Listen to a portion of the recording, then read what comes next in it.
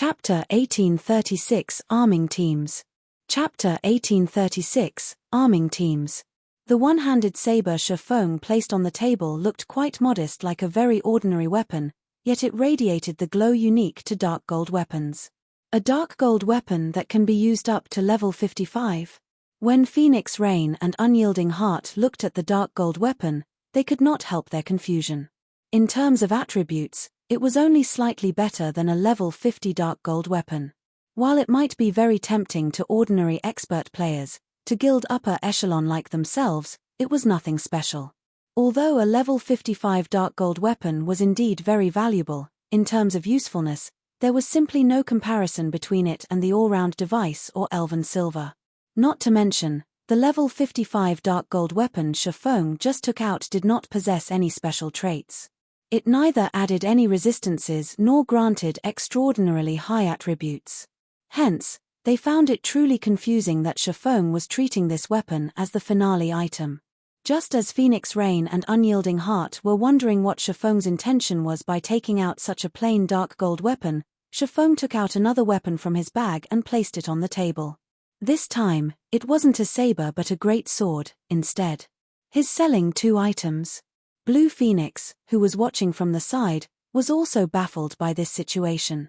Let alone two level 55 dark gold weapons, even two epic weapons wouldn't be enough to tempt representatives of super first-rate guilds like Phoenix Rain and Unyielding Heart. However, just as Blue Phoenix was having such thoughts, Shifeng proceeded to take out another weapon from his bag. Moreover, he showed no signs of stopping, even after revealing the third weapon. 3, 5, 8. By the time 10 level 55 dark gold weapons were laid out on the table, Phoenix Rain's and Unyielding Heart's expressions had changed. While level 55 dark gold weapons were not that easy to obtain, with the current Strength Zero Wing's main force possessed, they understood that Zero Wing definitely could acquire some.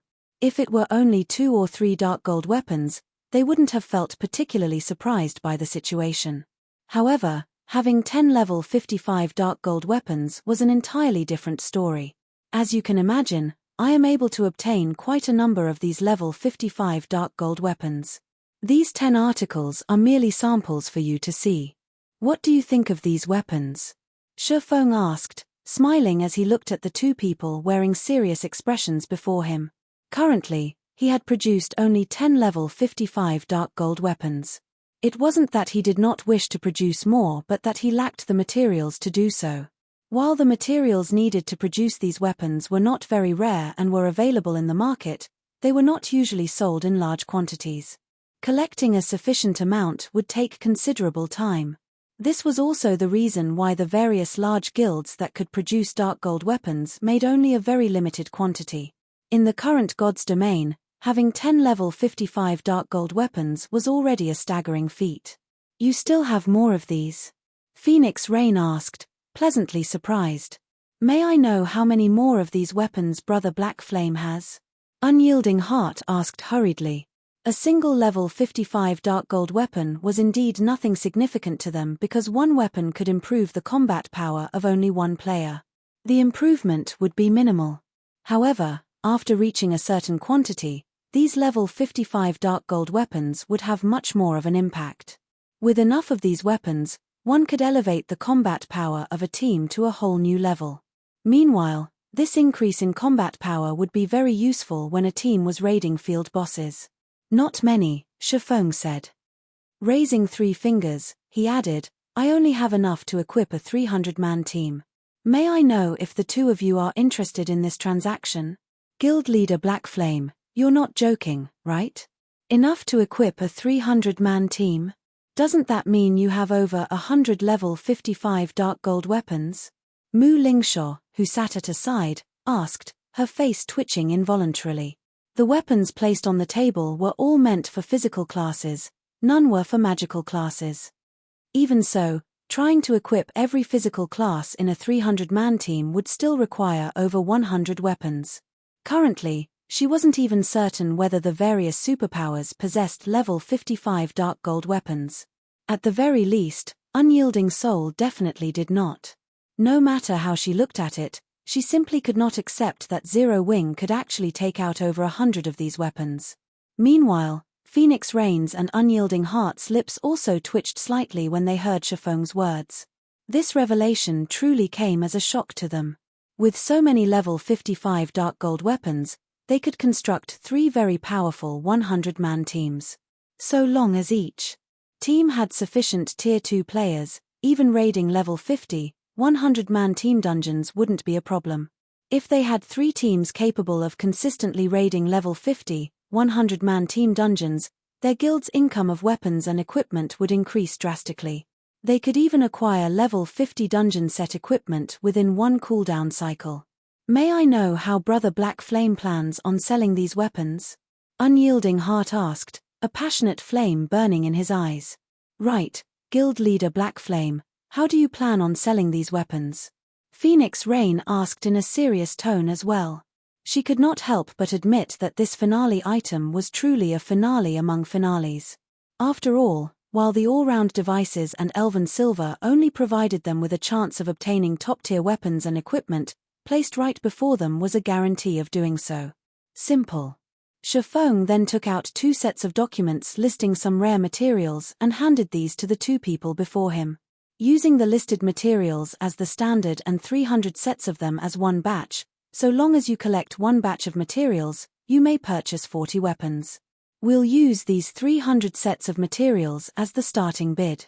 You can then increase the price using magic crystals or coins, with each increment being worth no less than 100 gold. After reading the list of materials Shifeng provided, Phoenix Rain and Unyielding Heart gasped involuntarily. Although the materials listed were not particularly rare, 1 full set was already worth quite a lot. Yet, now, they needed 300 sets just to qualify to participate in the auction. Shifeng's asking price truly wasn't low. I don't have any problems here, Phoenix Rain said, nodding. A first-rate guild would indeed face great difficulty collecting 300 sets of the listed materials. It wasn't a matter of money but of the rarity of the materials. With the Dragon Phoenix Pavilion's huge sphere of influence, however, collecting 300 sets within a short period was still doable. Deal. Unyielding Heart was also determined to go through with this transaction. So long as he could obtain 40 of these level 55 dark gold weapons, he would have the confidence to lead his guild's main force to obtain the first clear of a level 50, 100-man team dungeon. Moreover, in terms of ability to collect resources, his side was much stronger than Phoenix Rain's. After all, the Dragon Phoenix Pavilion was an alliance of 2 guilds. Phoenix Rain could mobilize only half of the guild's resources at most. Since both of you are fine with this, let us start the auction now, then. Upon seeing that both sides found his proposal acceptable, Shifeng grew even more joyful. Truthfully, even he felt that the amount of materials he was asking for was a little excessive, and he expected that the 2 guilds might balk at the condition. After all, even the current Zero Wing wasn't capable of collecting 300 sets of the materials at short notice. However, when he thought about how both the Dragon Phoenix Pavilion and Unyielding Soul were super first-rate guilds, he concluded that acquiring 300 sets of the materials shouldn't be impossible for them, although it would hurt their pockets slightly. By setting such a high price in the first place, so long as he could acquire 300 sets of the materials required, given his production success rate, which was above 30%, he could instantly earn not only his cost but also quite an amount of materials to arm Zero Wing. Now, however, it would seem that he had somewhat underestimated the foundations of the 2 super first-rate guilds. After all, the 2 representatives before him didn't even frown as they agreed to his proposal. Apparently, they were more than capable of acquiring over 300 sets of the materials. Chapter 1837, Titan Guard Upgraded. Chapter 1837, Titan Guard Upgraded. As Shifeng started the auction, Phoenix Rain and Unyielding Heart placed bids in a frenzy without any concern for each other. 2,000 gold. 3,000 gold. 5,000 gold. Whether Phoenix Rain or Unyielding Heart won the items, 40 level 55 dark gold weapons would serve a great purpose. These weapons were of the utmost importance to their respective guilds' development. Naturally, they wouldn't hold back. Rather than increasing the bid in 100 gold increments, They increased it by 1,000 gold increments.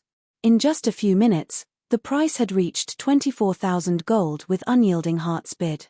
Including the cost of the materials, the total value of his offer was far more than what these 40 dark gold weapons were worth. However, Unyielding Heart did not care. Even Mu Lingshaw had hinted that Unyielding Heart had to acquire the weapons regardless of the cost. Their guild currently competed with Starlink to obtain the first clear of a level 50, 100-man team dungeon.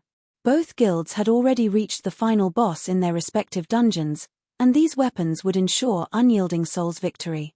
Even if they had to spend a little more coins than expected, they could easily earn back the cost. 30,000 gold. Phoenix Rain instantly raised the price by a significant margin. She had already acquired the all-round devices and Elven Silver, but if she had these dark gold weapons as well, capturing the Sea of Death's inner islands would become far easier. After competing for several more minutes, Phoenix Rain won the first batch of weapons for 40,000 gold and 300 sets of materials. Unyielding Heart then claimed the second batch for 43,000 gold and 300 sets of materials. Although he wanted to win the last batch as well, due to lack of funds and these weapons' ordinary nature, he didn't go all out in the bidding. As a result, Phoenix Rain won the third batch of weapons for 41,000 gold and 300 sets of materials. Super first-rate guilds really are rich. After Shifeng signed a contract with both sides, joy filled his heart, although he didn't show it. He had to admit that becoming a master forger really was beneficial. Just by selling 3 batches of standardized dark gold weapons, he had earned 124,000 gold and 900 sets of materials. This price far exceeded his initial expectations. Now, he had the money to construct the airport and repair the secret stone forest, in addition to enough materials to arm Zero Wings members. Had he sold these weapons in single units or to small guilds, he would never have gotten such a good price. However, the Dragon Phoenix Pavilion and Unyielding Soul couldn't collect the required materials as easily as Shifeng had suspected, either.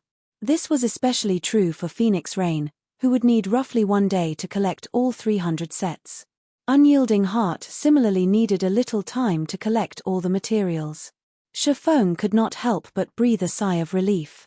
He could only start crafting the weapons after he obtained the materials, and if the 2 guilds paid him in one go, he wouldn't have their purchased items ready. Hence, as a compromise, Shifeng had asked both guilds pay a portion of the required materials as a down payment. Only after they brought the remaining materials and funds would he hand over the weapons.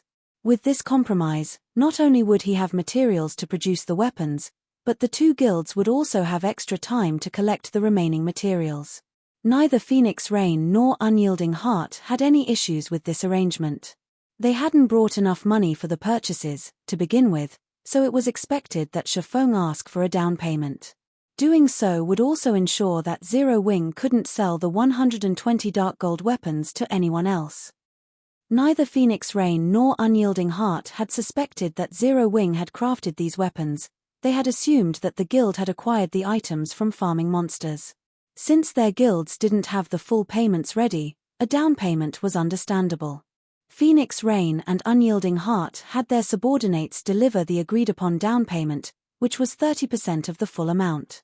In return, both guilds would be granted a full day to collect the remaining funds and materials.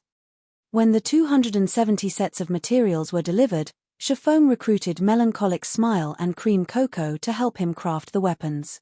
Although standardized level 55 dark gold weapons required a lot of time to produce, with 3 master forgers working around the clock and the Philosopher's Hand's guidance, it took them no time at all to complete the 120 weapons. After less than half a day, the 3 had used all 270 sets of materials and produced 114 weapons.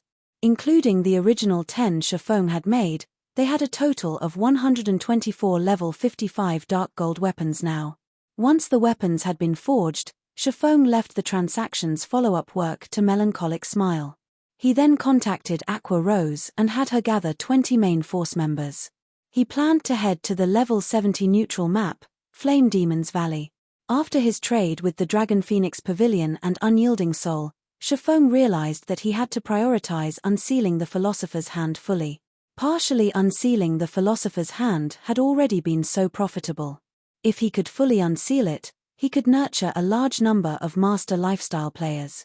Not only would he be able to arm Silverwing Town to the teeth, but he'd also be able to fortify the lost town. Then, he wouldn't have to worry about the evil god's temple, which grew stronger with each passing day in the Orc Empire. He wouldn't have to worry about Blackwater, either. He could definitely afford a battle of attribution with both the evil god's temple and Blackwater simultaneously. After all, war was a competition of wealth and resources. Thinking up to this point, Shifeng felt even greater need to head to the Flame Demon's Valley. In less than half an hour, Aqua Rose had gathered Cola, Fire Dance, Violet Cloud, and the other core upper echelons. As the group approached the guild's meeting room, they chatted and discussed the recent challenges they had faced in Silverwing Town's battle arena. After Shifeng had set the battle arena's new rules, quite a few famous experts from the neighboring kingdoms and empires visited Silverwing Town to challenge Zero Wing's guild leader. Some experts had also visited the town purely to spar with Zero Wing's experts. The battle arena's popularity in Silverwing Town had skyrocketed, and it was now even more popular than the battle arena in Zero Wing City. Meanwhile, Cola and the others' arrival in White River City's guild hall had caused a commotion among the other guild members. Now that I'm so close to them, I can really feel how powerful our guild's main force members are. Commander Fire Dance is especially powerful. Recently, I've heard that of all the challenges she accepted, she won every single one of them. I've even heard that she defeated the 5th-ranked assassin in the Black Dragon Empire. Commander Fire Dance has a 3-digit winning streak. That's right. I've also heard that on the latest issue of the God's Domain Experts list, Commander Fire Dance ranks as the 319th expert thanks to her excellent battle records. But I still think that she hasn't revealed all of her strength yet. Her rank will definitely climb in the future. That's only natural. However, the current God's Domain ranking list has changed. Now, if you want to earn a spot on the list or improve your rank, you have to be strong enough and have a dazzling battle record. I wonder when I'll become a main force member. I really want to train directly under Commander Fire Dance. The guild holds a qualifying tournament once a month. You can participate as long as you become a core member. Right. I'll work hard to become a core member first. As the players in the guild hall talked about Fire Dance and the other main force members of the guild, a desire to join Zero Wing's main force overwhelmed them. Meanwhile, Shifeng, who had hidden his appearance under a black cloak, couldn't help but chuckle as he overheard the various conversations. He then made his way toward the guild hall's meeting room. "Guild leader, are we going on a major operation this time?" Cola asked eagerly after Shifeng entered the room. He had improved significantly in the battle arena lately and itched to display his new strength. "Of course. However, we have to replace your equipment first," Shifeng said, nodding. "Replace my equipment?" Cola was confused.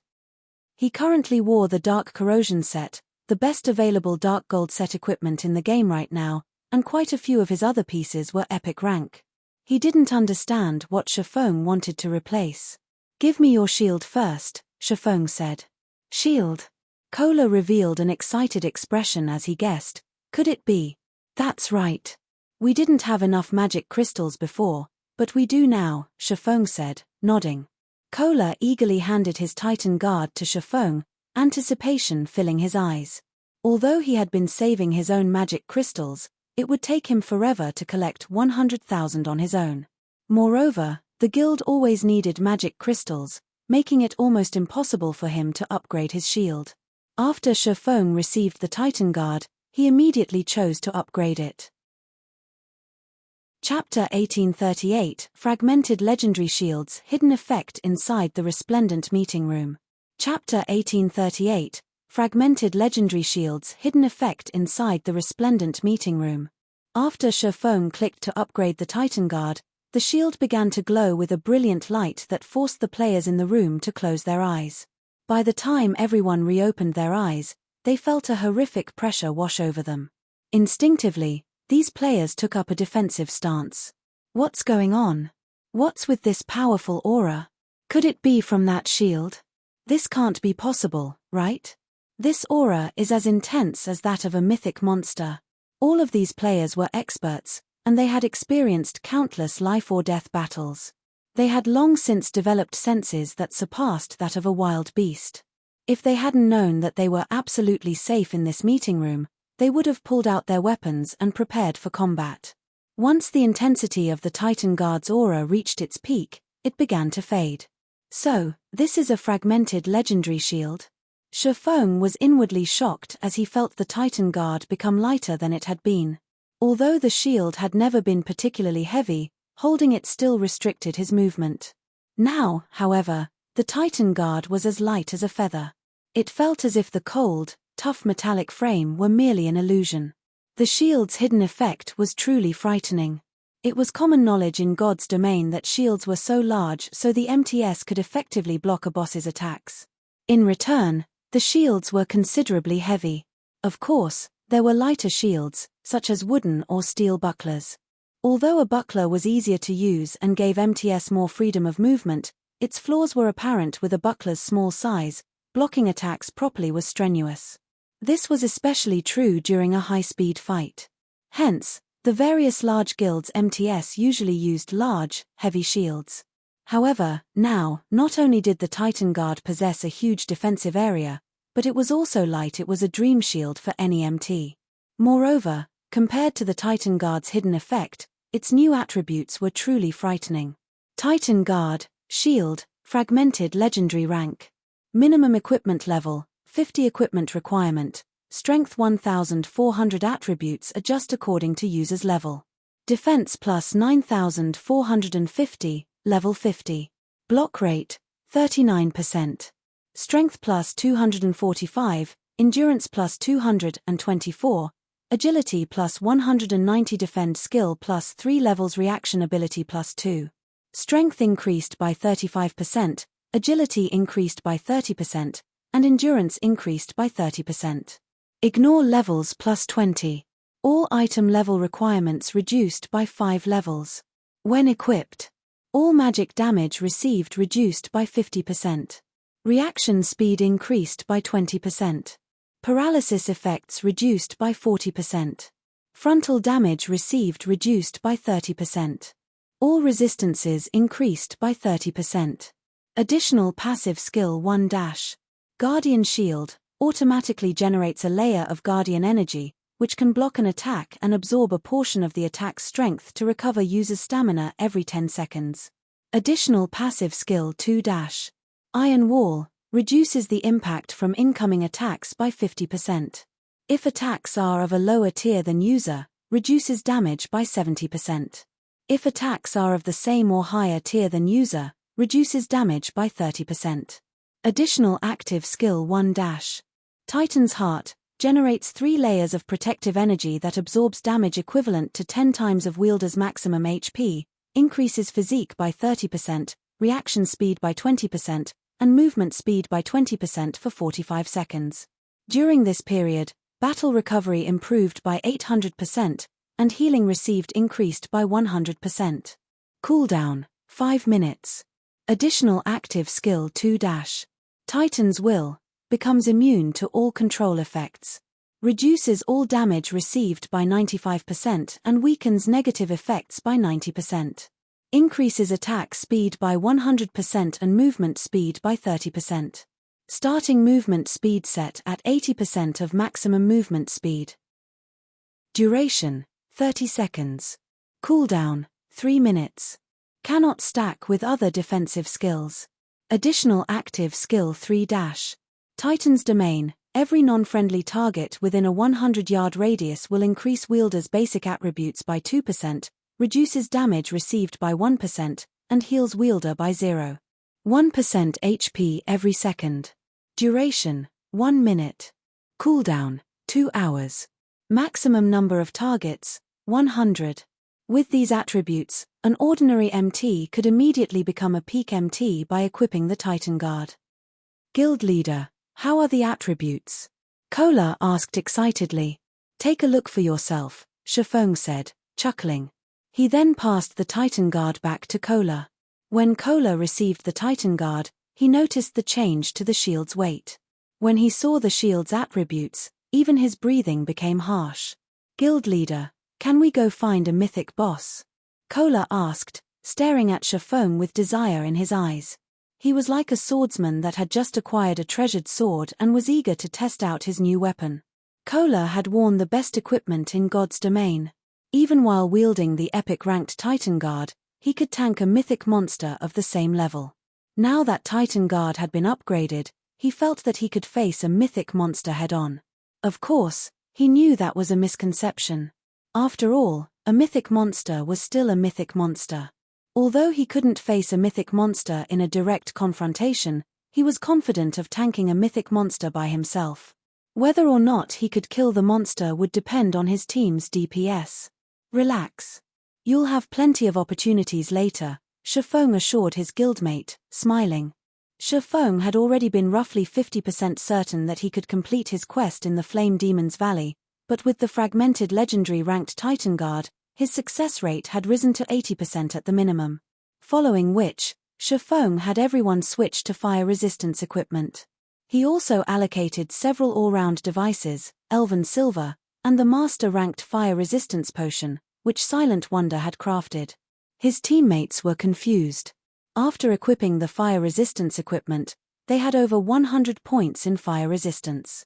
With so much, they shouldn't have any issues raiding the current large-scale team dungeons with high-temperature environments, yet Shifeng wanted them to use master fire resistance potions as well. Just where were they going? We're heading to the Flame Demon's Valley. Before we go, I have to remind you all that once we're in the valley, you must follow me closely. You absolutely must not get lost, Shifeng said. The Flame Demon's Valley? Isn't that a level 70+ danger zone? Aqua Rose, who was relatively familiar with God's Domain's maps, asked, shocked. The other players gasped when they heard Aqua Rose's question. While they weren't familiar with the Flame Demon's Valley, they knew what a danger zone was. The Black Dragon Empire had quite a few danger zones, as did Star Moon Kingdom. However, they had never heard of a guild successfully exploring either country's level 30 to 40 danger zones. At most, some guilds had played around in these danger zones' outer regions, but they didn't dare venture to the inner areas as death was almost certain upon entry. While part of the reason was the danger zone's extraordinarily harsh environments, the map's monsters were far more dangerous and extremely powerful. Not only did the danger zone's monsters have incredibly high basic attributes, but they also displayed very high combat standards. Even the weakest monster in danger zones had combat standards at the Trial Tower's 3rd floor. Meanwhile, as one ventured further into the zone, they'd face even stronger monsters. Near the inner regions, one would begin to encounter monsters that could reach the Trial Tower's 5th floor. Just thinking about a group of several hundred of such monsters would make any expert player shudder with fear. Yet, Shifeng had so casually mentioned that they were about to head to a level 70+ danger zone. If Aqua Rose hadn't told them about the Flame Demon's Valley, they would have assumed that they were going to some ordinary map based on Shifeng's tone. Relax. I've already investigated the area. Once we enter, you just need to follow my lead. Naturally, Shifeng knew what kind of horrors to expect in the Flame Demon's Valley. Danger zones are also blessed maps. They are the best places to refine your skills. Don't you want to grow stronger? Hearing Shifeng's explanation, everyone's eyes glowed with excitement and anticipation. While they had fought in Silverwing Town's battle arena, they had realized how vast God's domain truly was. Although many of the challengers hadn't been famous, their combat standards had been extraordinary. They had only managed to defeat these experts thanks to their superior equipment. Now that they had learned of a place where they could train and improve their abilities, of course, they wanted to visit it. Shifeng then led his team to Star Moon City before teleporting to the Flame Dragon Empire and again to one of its border towns. In the end, Shifeng used the 7 Luminaries Ring spatial gate to transport everyone across the remaining distance. After several hours, the team finally arrived before a valley that radiated waves of heat. Despite just standing at the valley's entrance, the area was hot enough to sting their skin. They did not even dare to imagine how high the temperature would be once they entered the valley. Guild leader, there seemed to be some people ahead, Minor Wind, who had used eagle eyes to observe their surroundings, suddenly reported as he pointed at the smoke-choked path ahead of them. People? Shifeng was astonished. Just getting to the Flame Demon's Valley was a difficult task for current players, not to mention fighting in such a harsh environment. Amazing. They're fighting a level 72 boss. And they're overwhelming it. Minor Wind exclaimed as he watched these players fight. Guild leader, some of our guild members are among them. Our guild? How? Shifeng was even more surprised to hear that his people were present. Following which, Minor Wind sent Shifeng a recording. Why are they here? As Shifeng watched the video, he discovered that there really were 0 wing members among the group. One of them was the elementalist Thoughtful Rain, and the other was the cleric Blue Bamboo. Both wore 0 wings 6-winged emblem. Currently, Thoughtful Rain was level 56, while Blue Bamboo was level 55. In terms of levels, these two could already contend with the various superpowers experts. Guild leader, what should we do? Aqua Rose asked. Normally, players would be on guard when they encountered others in the fields. After all, PKs were far from uncommon. If one were not careful, other players might even mug them. Furthermore, the unexpected party was engaged in a boss fight. They should be even more on guard. However, the Flame Demon's Valley only had one entrance. They couldn't just wait until the other party finished their raid. Moreover, they had already used their all-round devices, Elven Silver, and Master Fire Resistance potions, all of which had time limits. Let's wait and watch them for now, Shifeng said after giving the matter some thought.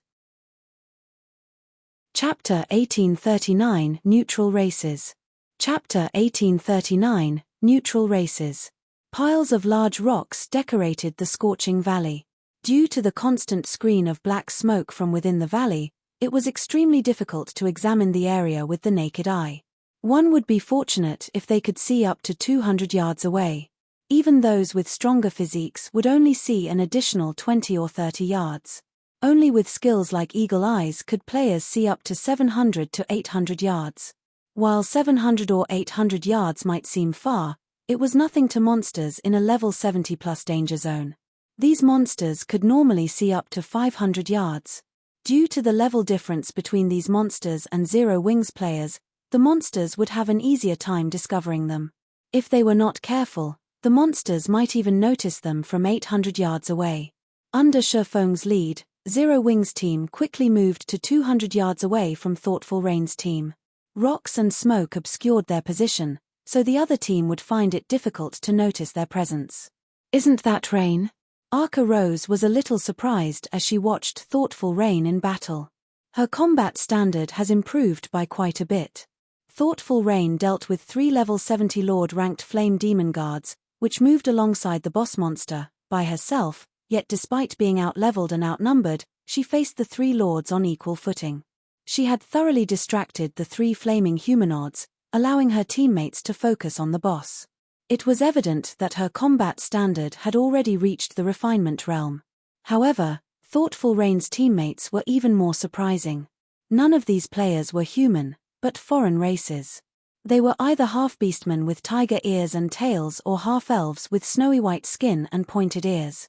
What is going on? They're not actually human? Fire Dance exclaimed in shock. Every player on 0 Wings team was shocked. As far as they knew, it was only possible to play a human when starting the game. There weren't any other races to choose from. Although they had encountered demon players and monster players, they were transformations. Technically, they still identified as human. However, the players on Thoughtful Rain's team were different. Their initial statistics showed that they weren't humans who could transform. Instead, their races identified as half-beastmen or half-elves. While Shifeng found the situation surprising as well, he did not find it particularly strange. Moreover, he finally understood why these other players were here. In God's domain, players were only allowed to play as human at the start of the game. There were no other racial options to choose from. However, after reaching level 30 and beyond, players could head to neutral races' habitats to complete conversion quests, becoming half-beastmen or half-elves. Although players would gain some racial abilities after becoming half-beastmen or half-elves, they'd abandon their identities as human and lose the protection of God's domain's ruling race. These players would find it far more difficult to move about on the continent and in the game. Not all kingdoms and empires permitted entry to neutral races. Only a very small number of countries did so. Even so, there were still many expert players that willingly converted. Neutral races' racial abilities were very tempting, and although these abilities wouldn't improve one's basic attributes directly, they would improve one's physical abilities. For example, half-beastmen generally gained more mobility, reaction speed, and perception. Half-beastmen were natural-born warriors. As for half-elves, they were magic's favored children. They would find magic-related tasks far easier than the other races. Both the half-beastman and half-elf races also provided higher innate resistances. As a result, neutral players could survive and fight in maps with harsh environments, such as danger zones. In addition, like demon players, half-beastmen and half-elves were differentiated based on their bloodline purity. The purer one's bloodline, the stronger their racial abilities would be. In exchange for these benefits, not only would players face racial discrimination, but they'd also have a more difficult time upgrading their tiers. With the same combat standards and combat power, a human might be promoted to Tier 3, but a half-beastman or half-elf might only reach Tier 2. This was one of the main reasons that the human race oppressed the various neutral races. The human race had far more apex members than the neutral races. This was the law of equivalent exchange in God's domain, and it would be up to players to decide which path they would take. Those who were confident in their strength could definitely challenge the limitations neutral races faced. If they successfully broke past those limitations, they would no doubt become much stronger than human players of the same tier. After Shifeng's team observed these neutral players for some time, the level 72 Great Lord ranked Flame Demon Commander's HP finally fell to 50%. Suddenly, a level 56, half-elf female elementalist shouted, "Melee players, pull back. Dodge the boss's team wipe skill." Hearing this half-elf's command, the 9 half-beastman players fighting the Flame Demon Commander darted back from the boss. The 6-meter-tall Flame Demon Commander roared. Towering pillars of fire rose from the ground around it, melting the earth until it was molten lava. In the blink of an eye, the monster had formed a field of lava void of life. As the lava field continued to expand, the half-elf elementalist used a Tier 2 ice-type curse, Ice River. The lava then stilled, cooling until only frozen dirt remained. The Flame Demon Commander was also frozen, becoming an ice sculpture. "Attack with everything you've got," the half-elf elementalist shouted. With the half-elf elementalist's command, everyone bombarded the level 72 Great Lord with their most powerful attacks, decreasing the Great Lord's HP much faster than before. Frightening damages appeared above the Great Lord's head, one after another. Even the weakest attacks dealt over -10,000 damage, whereas the stronger blows dealt over -20,000 damage. In 2 short minutes, the Flame Demon Commander's HP fell to 30%. Once it did, the Great Lord's flaming body split into balls of flame, forming miniature Flame Demon Commanders. There were 50 miniature versions of the Great Lord, and each one had half of the Flame Demon Commander's basic attributes. They were still stronger than the Lord-ranked Flame Demon Guards, but they only had 600,000 HP each. Despite so many miniature Flame Demon Commanders, the half-beastmen and half-elves coped. Each player fought 2 or 3 copies and steadily shaved away the copy's HP. Once every miniature Flame Demon Commander had died, the flames gathered and merged once more. In the blink of an eye, the real Flame Demon Commander stood before the team. This time, however, it only had 10% of its HP remaining. It took less than 2 minutes for the team of neutral players to kill the Flame Demon Commander. As the Great Lord's flaming body dissipated, it left behind 5 items and flaming wreckage. Even a large guild's main force would be awed by how fast these players had dealt with a level 72 Great Lord. After watching these neutral players slay the boss, a voice called out to Shifeng as he prepared to lead his team over to greet the other players. "You guys have been watching us fight for quite some time now. It's about time you show yourselves, don't you think?" the female half-elf elementalist asked coldly as she turned towards the rock Shifeng and the others hid behind. "If you refuse, we'll come to you."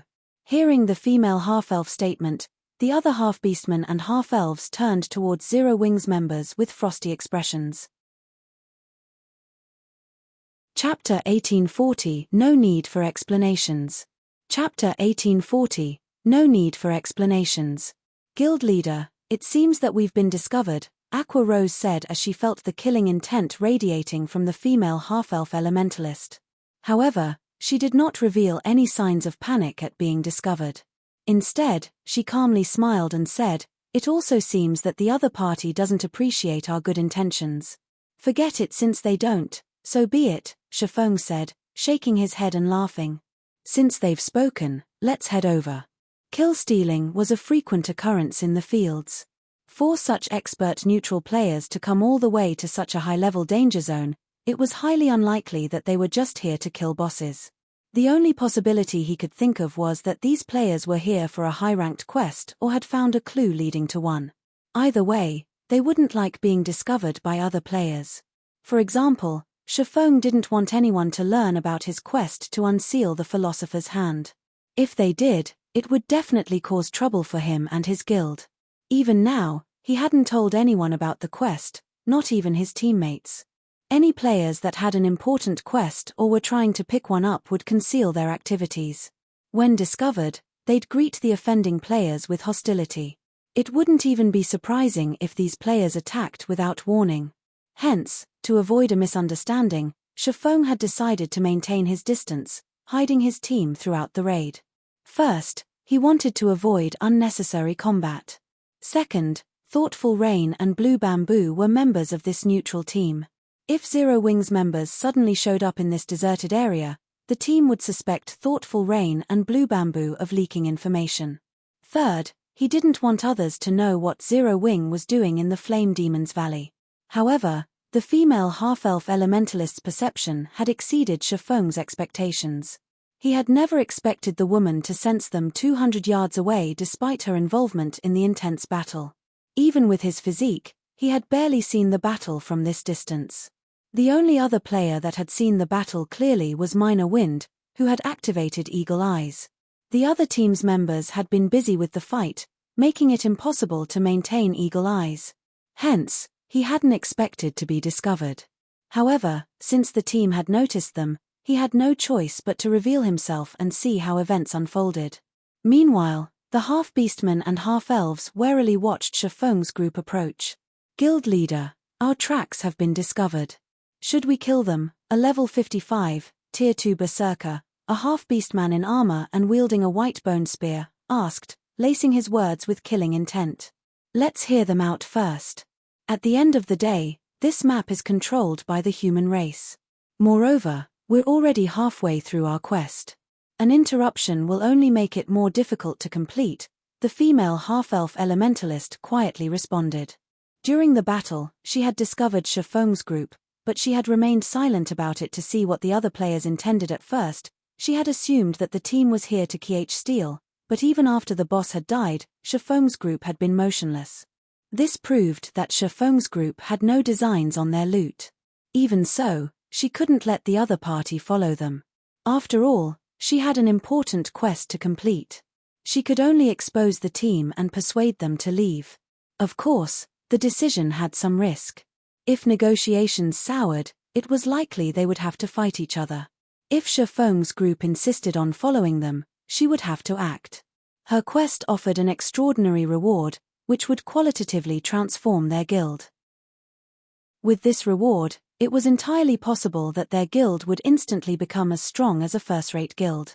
As Shifeng's group increasingly closer to the female half-elf's team, Thoughtful Rain and Blue Bamboo, who were busy with 3 flame demon guards, stared with wide eyes. "Rain, aren't they from our guild? Even Vice-Guild leader Aqua and Commander Firedance are here," Blue Bamboo said, stupefied. "What should we do? Will Big Sis Melody suspect us of leaking information?" The team they had joined on this expedition to the Flame Demon's Valley for a quest was extremely important to Melody, the guild leader of Ninth Heaven. This quest could even determine the life or death of Melody's guild. Hence, the woman had repeatedly forbidden them from telling anyone about the quest. Neither she nor Thoughtful Rain had spoken a word of their actions, yet their guild members had shown up here. At this point, avoiding a misunderstanding was almost impossible. We don't have a choice. We have to explain to Big Sis Melody and hope that she understands. But this is really a terrible coincidence, thoughtful Rain, who kept the 3 flame demon guards busy, said helplessly. Unfortunately, as Shifeng's group approached, Melody and the other Ninth Heaven members noticed the 6-winged emblem on these players' chests. A 6-winged emblem? Isn't that the same one that Rain and Blue wear? Could they be Zero Wings members? Guild leader, we haven't said anything about this operation to anyone. How could Zero Wings members be here? Could it be? Did Rain and Blue? I knew outsiders couldn't. Suddenly, the half-beastmen and half-elves turned to thoughtful Rain and Blue Bamboo. Although they did not question the two directly, they watched the women with questioning gazes. Enough. I'll handle this. Melody roared as she shot her team members a chilling look. Let's find out why they're here first. Suddenly, this team of neutral players heard a deep voice. I am Black Flame, Zero Wings Guild leader. My team and I have a task in the Flame Demon's Valley. May I ask you to remain here for some time? Once we're done, we'll invite you in. Shifeng's voice was sonorous, echoing throughout the valley. Moreover, his aura was imposing. He felt like an ancient behemoth that had just woken. Damn it. It's true. When Melody's team members heard Shifeng's statement, they glared at Thoughtful Rain and Blue Bamboo with indignation. Meanwhile, Thoughtful Rain and Blue Bamboo were at a loss for words. They felt as if any explanation would be useless. Guild leader, since they've come to steal our quest, we should kill them, one of the Tier 2 berserkers said. Exuding killing intent, I want to see just how powerful Zero Wing truly is. They had more or less heard of Zero Wing. This guild, which had started with nothing, had gone on to take control of Star Moon Kingdom. The guild was powerful enough to rival a first-rate guild, many times stronger than Ninth Heaven. However, they didn't think that they'd lose to Zero Wing's experts in terms of individual combat standards. They had the innate advantage of half-beastmen and half-elves, which would be particularly prominent in PvP. Waving to her teammates for quiet, Melody turned to Thoughtful Rain and Blue Bamboo. In a low tone, she asked, I just want to ask one thing. Did you two leak our secret? Big Sis Melody, we didn't say anything about this, Thoughtful Rain insisted. Blue Bamboo nodded, repeated, firm resolution in her eyes. All right, I believe you, Melody said, revealing a gentle smile. She did not think that Thoughtful Rain and Blue Bamboo would betray her trust. She then turned back to Shifeng and said, Hello, Guild Leader Black Flame. I am Melody, the Guild Leader of Ninth Heaven. May I know why we cannot enter? That way, I'll understand what I should do. Although there was no arrogance in Melody's voice, her voice held no deference, either. Rather, her tone contained questions and threats. Depending on Shifeng's explanation, she wouldn't shy from a battle to the death or mutual destruction. Thoughtful Rain and Blue Bamboo tensed. The reason? Shifeng suddenly laughed. I'm afraid that you don't qualify to demand answers from me. Moreover, Zero Wing has never needed to explain itself. All you need to know is that you are not allowed entry for the moment. If you refuse, I'll simply treat you like the other monsters. Shifeng then swung Killing Ray at the flame demon guards chasing Thoughtful Rain, tearing the space before him. A golden lightning bolt struck one of the 3 lords from over 60 yards away. The powerful flame demon guards then fell to one knee, the strike leaving a deep gash in their flesh. All 3 lords were heavily injured. Meanwhile, a damage of over -100,000 appeared above the flame demon guards' heads. Among the 3 lords, one even suffered nearly -300,000 damage. But compared to Shifeng's damage, what truly surprised the other guild leader was his ability to land his attack against the 3 moving lords without harming Thoughtful Rain, despite being over 60 yards away. Moreover, Shifeng had sent his attack through the other team, striking the flame demon guards before they had been able to react. Shifeng's timing and skill usage were godlike. This stunned Melody and the Ninth Heaven members, who had planned to put up a fight. Without another word, Shifeng led his team into the Flame Demon's Valley, leaving the dumbstruck members of Ninth Heaven behind. Chapter 1841 Rich Danger Zone. Chapter 1841, Rich Danger Zone. Melody and her teammates only breathed a sigh of relief after Chiffon's group had vanished. Too strong. The strength and frightening aura Chiffon had displayed had been stifling. For a moment, they even thought that they had already died. So, that is Rain and Blue's guild? How could such a powerful expert exist? When Ninth Heaven's members turned to thoughtful Rain and Blue Bamboo, who still fought the 3 flame demon guards, they watched the women with shock and fear. They had never realized that Zero Wing was so powerful. The racial talents they were so proud of were little more than a joke before Chiffon. Even thoughtful Rain and Blue Bamboo, who had thought that they understood their own guild, couldn't help but gape after witnessing Chiffon's attack. Not only had Chiffon's single attack alleviated the pressure they faced, but he had also shocked Ninth Heaven's experts, deterring them from attacking. Among the Ninth Heaven experts present, quite a few were even stronger than the 2 of them. This was especially true for Melody. Melody wore 3 pieces of epic equipment and had stronger combat standards than them, yet against Chiffon's attack, even she had failed to react. Melody also could not help but shake her head and smile bitterly as she looked at the 3 flame demon guards' wounds. She had intended on threatening Zero Wing and questioning Zero Wing's purpose in the Flame Demon's Valley. After all, both teams had roughly the same number of players. Even if their teams fought, she did not think that her team would lose. At worst, their teams would suffer mutual destruction. However, reality proved that her thoughts were laughable. Guild leader, what should we do? Are we going to give up, just like that? A tall, robust Tier 2 Tigerman Berserker asked. Before he had seen Chiffon's power, he had been confident in defeating Zero Wing's members, but after, he understood one thing: he absolutely must not clash with Chiffon. He would only find his death if he did.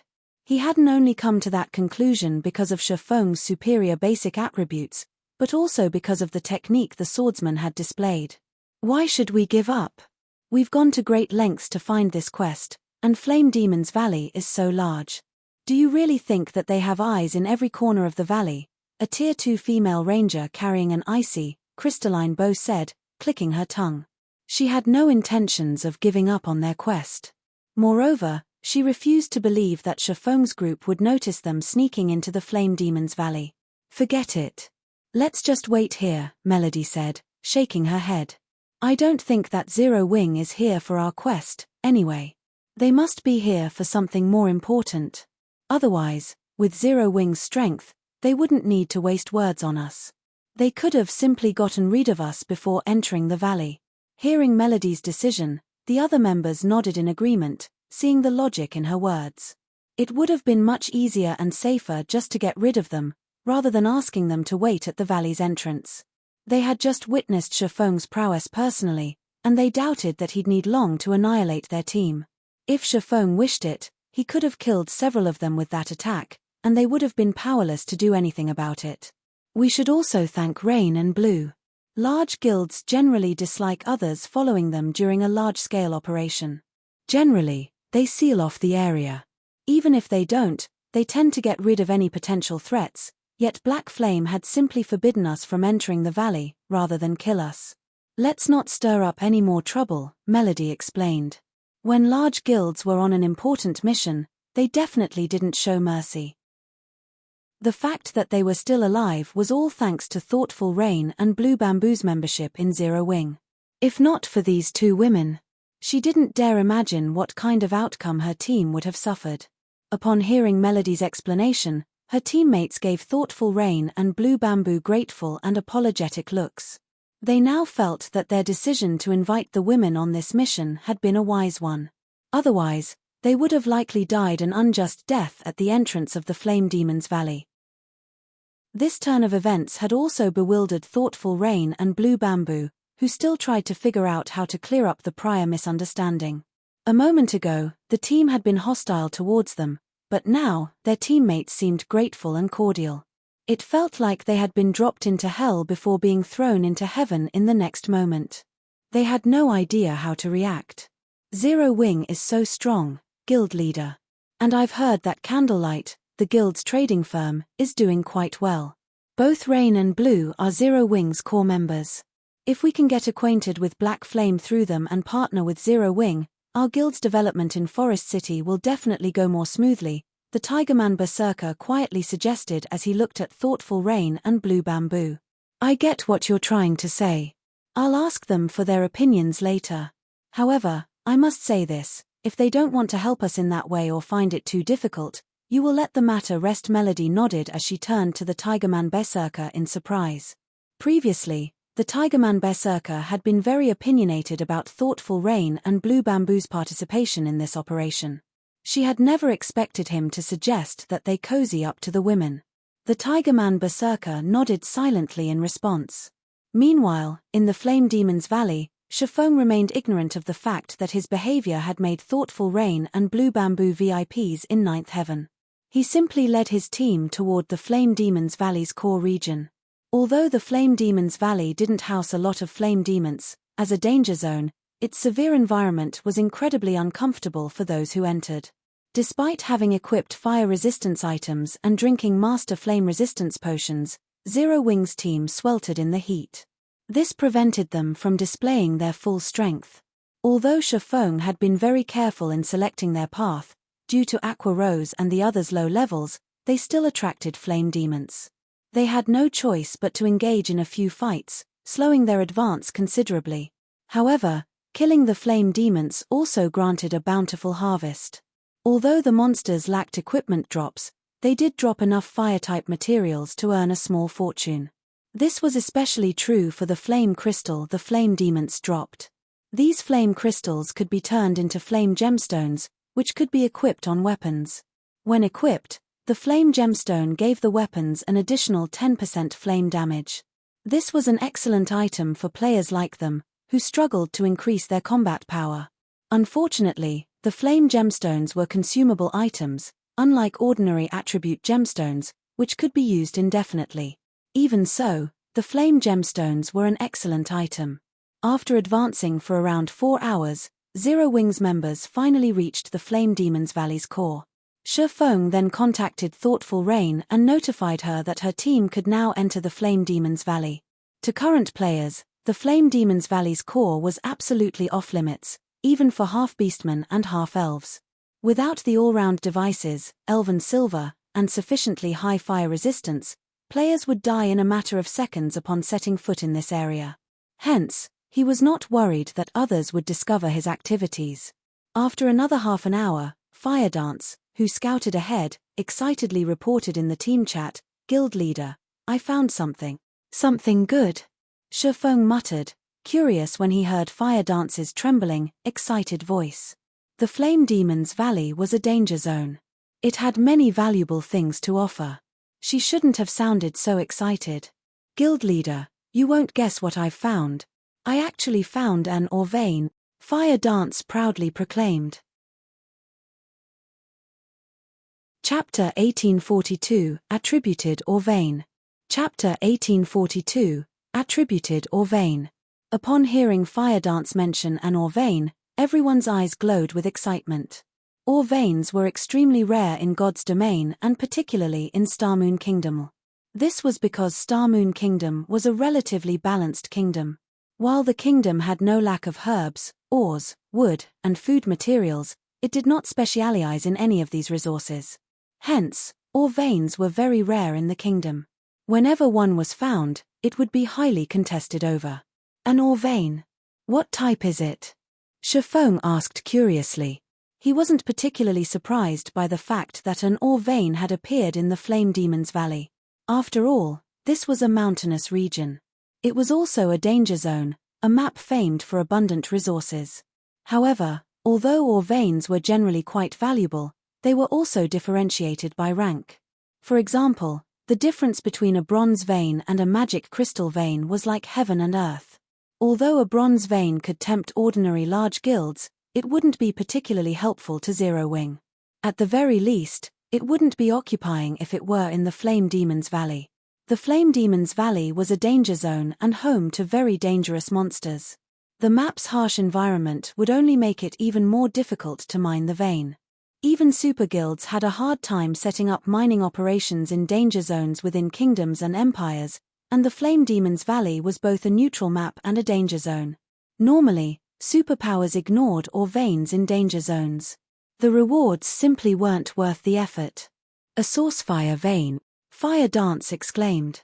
When Fire Dance reported the vein's identity, her teammates let out a gasp. In their opinion, finding a copper or mithril vein was already exciting, yet they had stumbled across a Sourcefire vein. Sourcefire? Shifeng's heart raced upon hearing this. A Sourcefire vein was a bona fide Grade 2 vein. Unlike ordinary Grade 2 veins, a Sourcefire vein was also an attributed ore vein. It was extremely rare even among Grade 2 veins. Normally, an ore vein didn't attributes, just like how ores were normally unattributed. However, if an ore had an attribute, its price would increase by several fold. For example, frost steel ore was an ice-type ore. When using this type of ore to forge weapons, the weapons produced would deal additional frost damage. When used to produce equipment, the equipment would have additional ice resistance. This was why attributed ore veins were far more valuable than their non-attributed counterparts. Superpowers would even fight over a Grade 3 attributed vein, not to mention a Grade 2 vein. If the various superpowers found out about this Sourcefire vein, they would do everything they could to acquire it. The vein might not be as valuable as a Grade 1 vein, but it would greatly help their members when raiding dungeons or exploring new maps. Even if the price were great, they would pay it to secure the Sourcefire vein.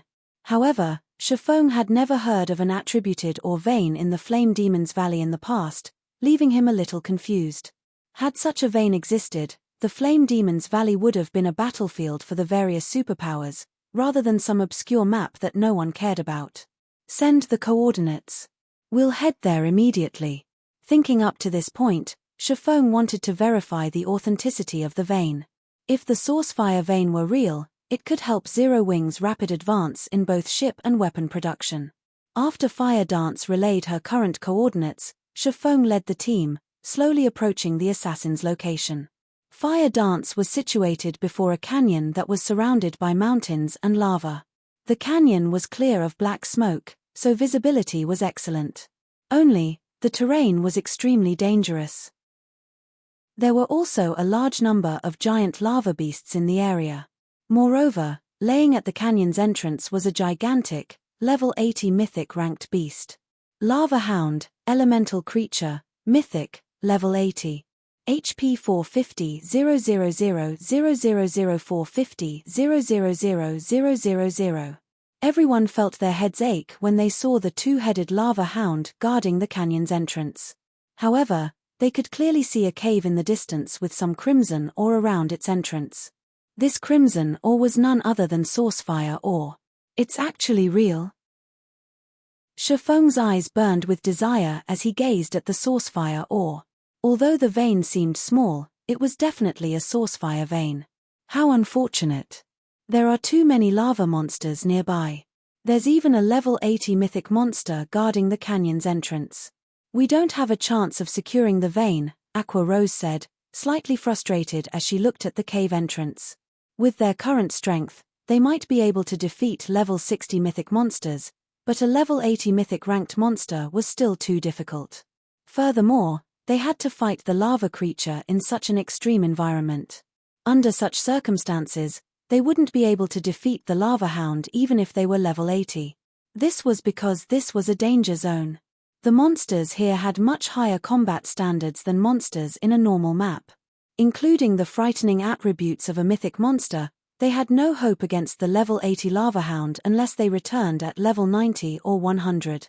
Lava creatures were different from ordinary monsters. Players would be subjected to the burning heat radiating from the monster's body if they got close to it.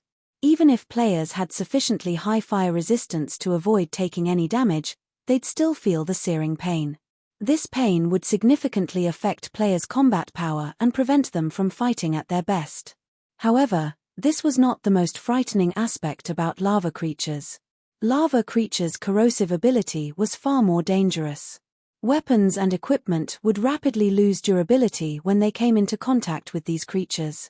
If the items lost all durability mid-battle, they'd be permanently lost. Because of this, players tried to avoid lava monsters as much as possible. Meanwhile, every monster in the canyon was a lava creature. Trying to clear out these monsters long-term would be hell. Not only would they fail to acquire the vein, but they would also sacrifice a large number of weapons and equipment. If they tried to construct a mining base here, a large number of monsters would assault the base during its construction. If the mining base were destroyed, all resources they had invested would be lost. On the off chance that they managed to construct a mining base here, there was also the problem of manpower. Zero Wing simply couldn't afford to station a lot of players here. This was the Flame Demon's Valley's core. Its harsh environment could easily kill the guild's players. Players needed sufficiently high fire resistance to survive here. They were only able to explore this area because they were fully equipped in fire resistance equipment and had consumed master fire resistance potions. If any other player stood in their place right now, the extreme temperatures would have long since claimed their lives. The rest of the team agreed with Aqua Rose's assessment, a little disappointed. While the source fire vein before them was a priceless treasure, they could only afford to view it from afar. Meanwhile, as Shifeng examined the roaming lava monsters, he fell deep into thought.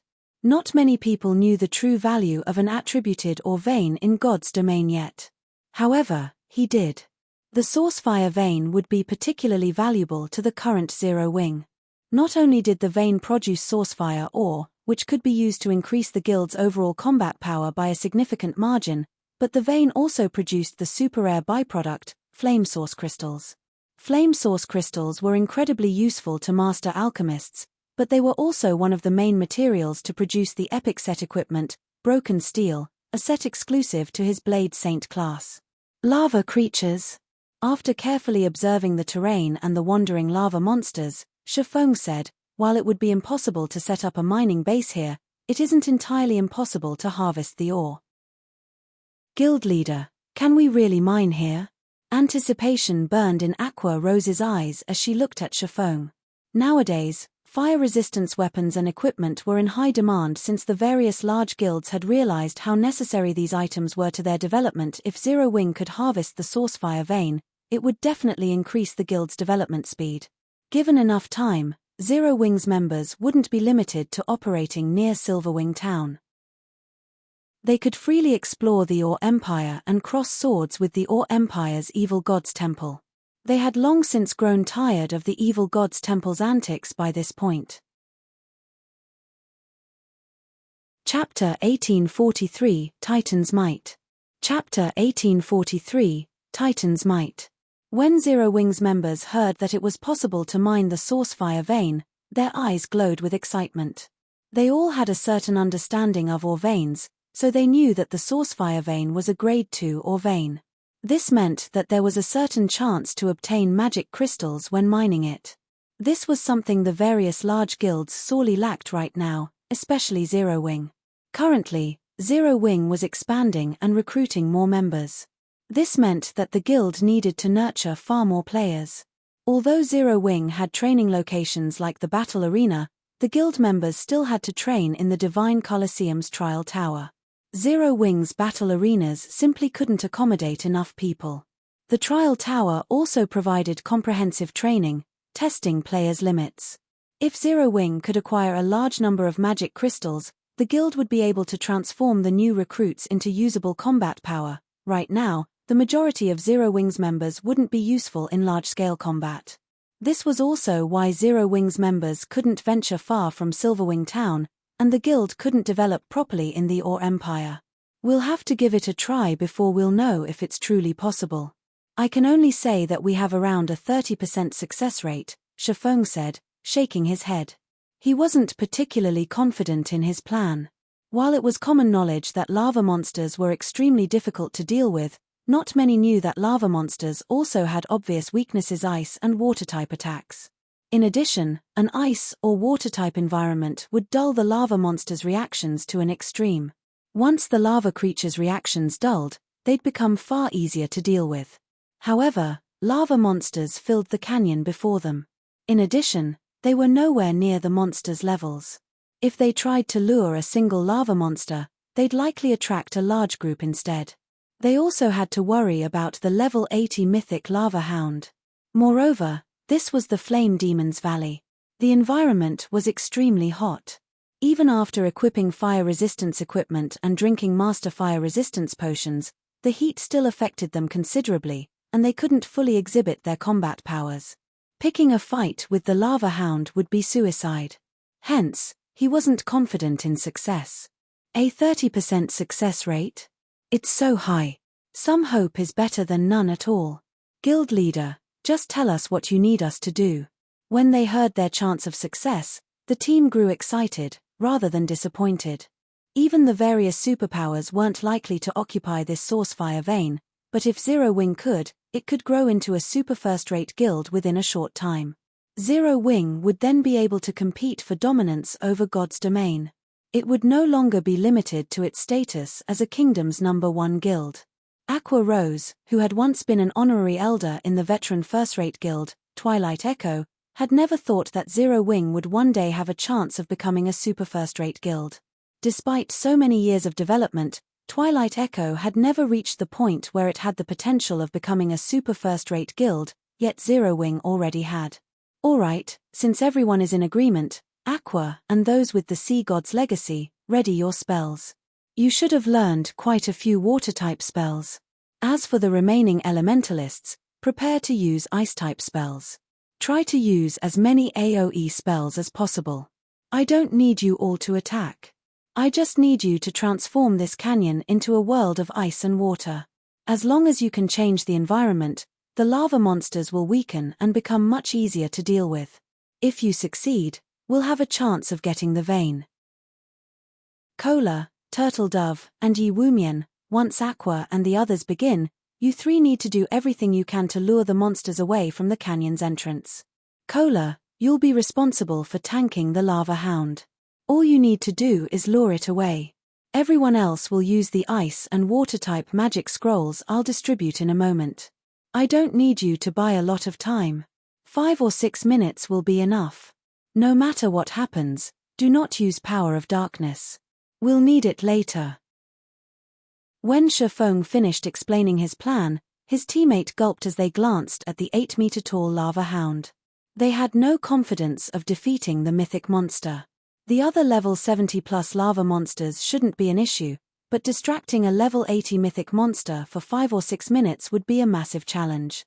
An unsuppressed level 80 mythic monster would most likely kill them with a single slap, and they weren't allowed to use their berserk skills. Surprisingly, however, Cola brimmed with fighting spirit. If nobody has any problems, let's begin, Shifeng said. After scouting the terrain for about 10 minutes, Aqua Rose and the other casters finally decided on their positions. Meanwhile, after Cola, Turtle Dove, and Yi Wumian prepared to pull every monster's aggro in the canyon. Good. Let's begin, Shifeng commanded once everyone was in position. Immediately, Aqua Rose and the others started to chant incantations and draw runes, drawing a large amount of water and ice-type mana towards them.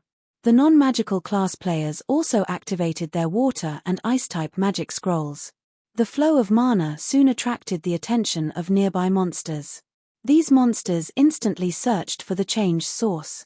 However, before these lava monsters discovered Aqua Rose and her companions' locations, AoE spells began to descend. Boom, boom, boom. Suddenly, icicles and waterfalls rained down from the top of the canyon walls.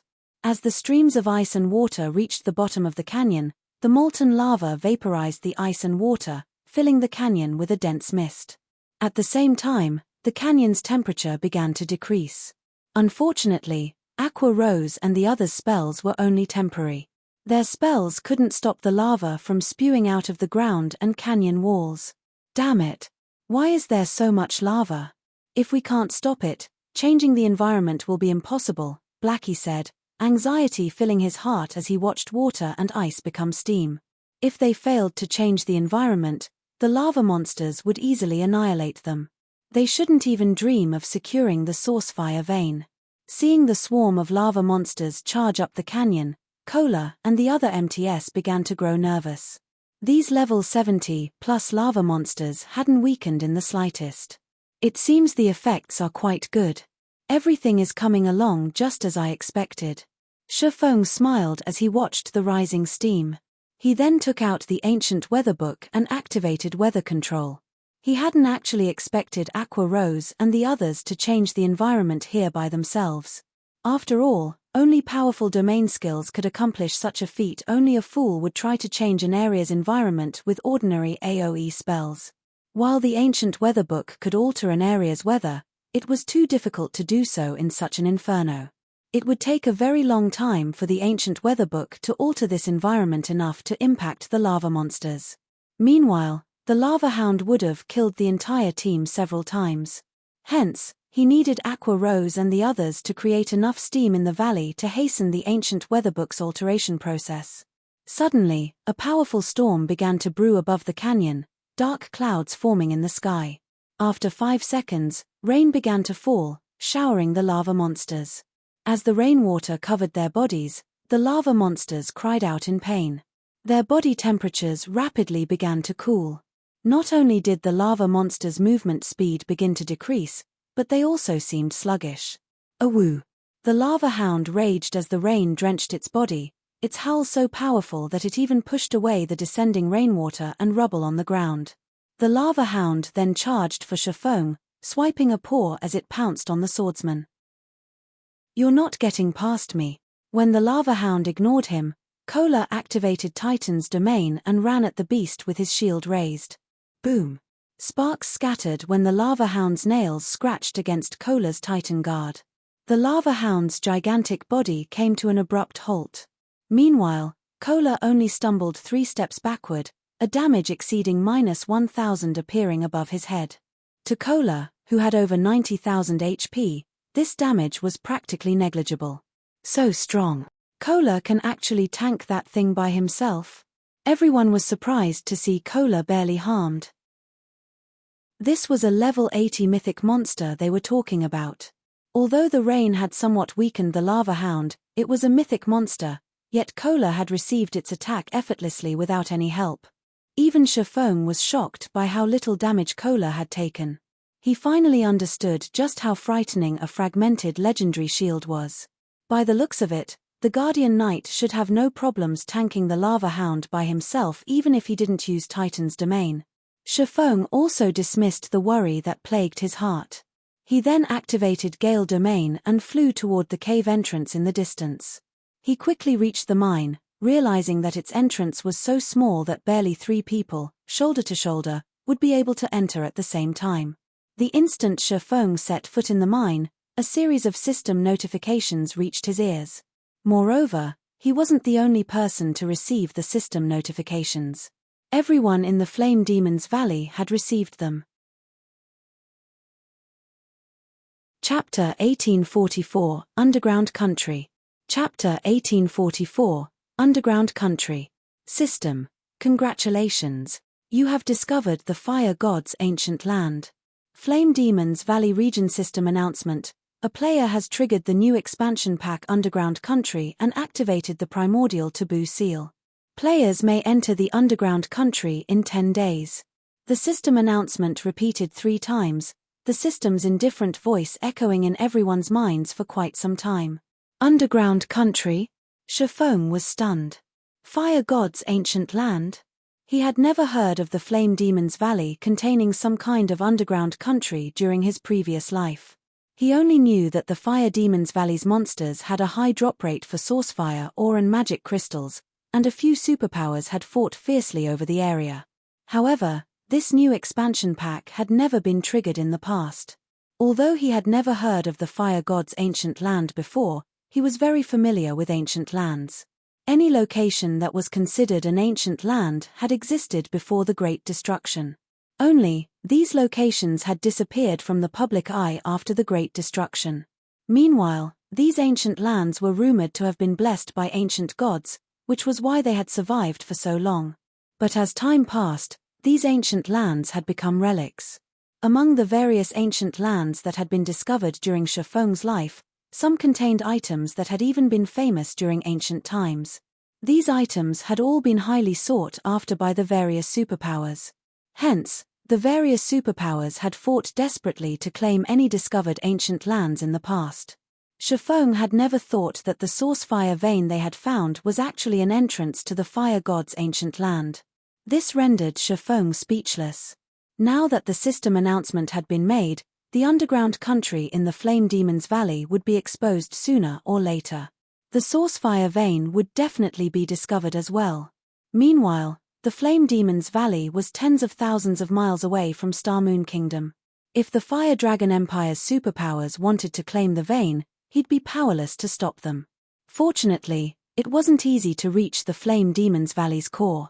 Players would need high enough fire resistance to do so. Triggering this new expansion pack also excited Zero Wings members. Although they didn't know what the underground country was, they knew that this expansion pack represented a huge opportunity. Every kingdom and empire had its own specialty products, and no player had ever explored this underground country yet. This meant that they could monopolize the underground country's specialty products. Depending on the item's value, they could make a fortune by reselling them. Although Zero Wings members were excited about the new expansion pack, when they returned their attention to the horrific number of approaching monsters, they suppressed their excitement and focused on their enemies. As for Shifeng, after a moment of surprise, he quickly charged into the source fire vein and started building a marker for a teleportation magic array. Trying to get all of his team members into the Flame Demon's Valley's core had already been incredibly difficult, not to mention sending an army into the valley. No guild in God's domain would be able to do so at this stage of the game, so it was impossible to mine this source fire vein long term. However, while this task might be impossible for other guilds, the same was not true for Zero Wing. As long as he set up a teleportation marker, he could transport players via teleportation array. Not only would it save his players a lot of travel time, but they could also avoid unnecessary battles in the Flame Demon's Valley. Unfortunately, due to the massive distance between teleportation arrays, the magic crystal cost would be considerable. But compared to the source fire vein's value, the teleportation fees were almost negligible. Aside from the fact that magic crystals could drop from the source fire vein, the source fire ore was incredibly valuable. It also had a small chance of dropping flame source crystals. Meanwhile, in a hot, sandy area in the Flame Demon's Valley's inner region, Melody and her team worked on clearing out the monsters in an ancient ruin. When Shifeng entered the source fire vein, they, too, had heard the regional announcement regarding the new expansion pack. Amazing! Someone actually triggered a new expansion pack in the Flame Demon's Valley. That should be Zero Wings doing. Is it the matter they mentioned earlier? Although I don't know what the underground country is, it must have a lot of valuable items. Our ninth heaven has struck gold. The only other guild that should be in the Flame Demon's Valley is Zero Wing. Our two guilds should be the only ones who know about this underground country. We'll make a fortune by reselling the items from it. Excitement flashed in the eyes of the ninth heaven's members when they heard the system announcement. Traveling into human kingdoms and empires was intensely difficult for neutral races, so any items they purchased in Forest City were far above market price. Now that they had discovered the underground country, they could sell its unique items in Forest City. They'd be able to make a fortune and rapidly develop their guild. So, this is Zero Wing's strength. Melody revealed a bitter smile when she read the system announcement. She had been smug and satisfied because she had accepted a high-ranked quest with an extraordinary reward. In contrast, Zero Wing had triggered a new expansion pack in the Flame Demon's Valley. The difference between them was immense. Previously, she had still suspected Zero Wing of targeting Ninth Heaven. But now, her suspicions were laughable.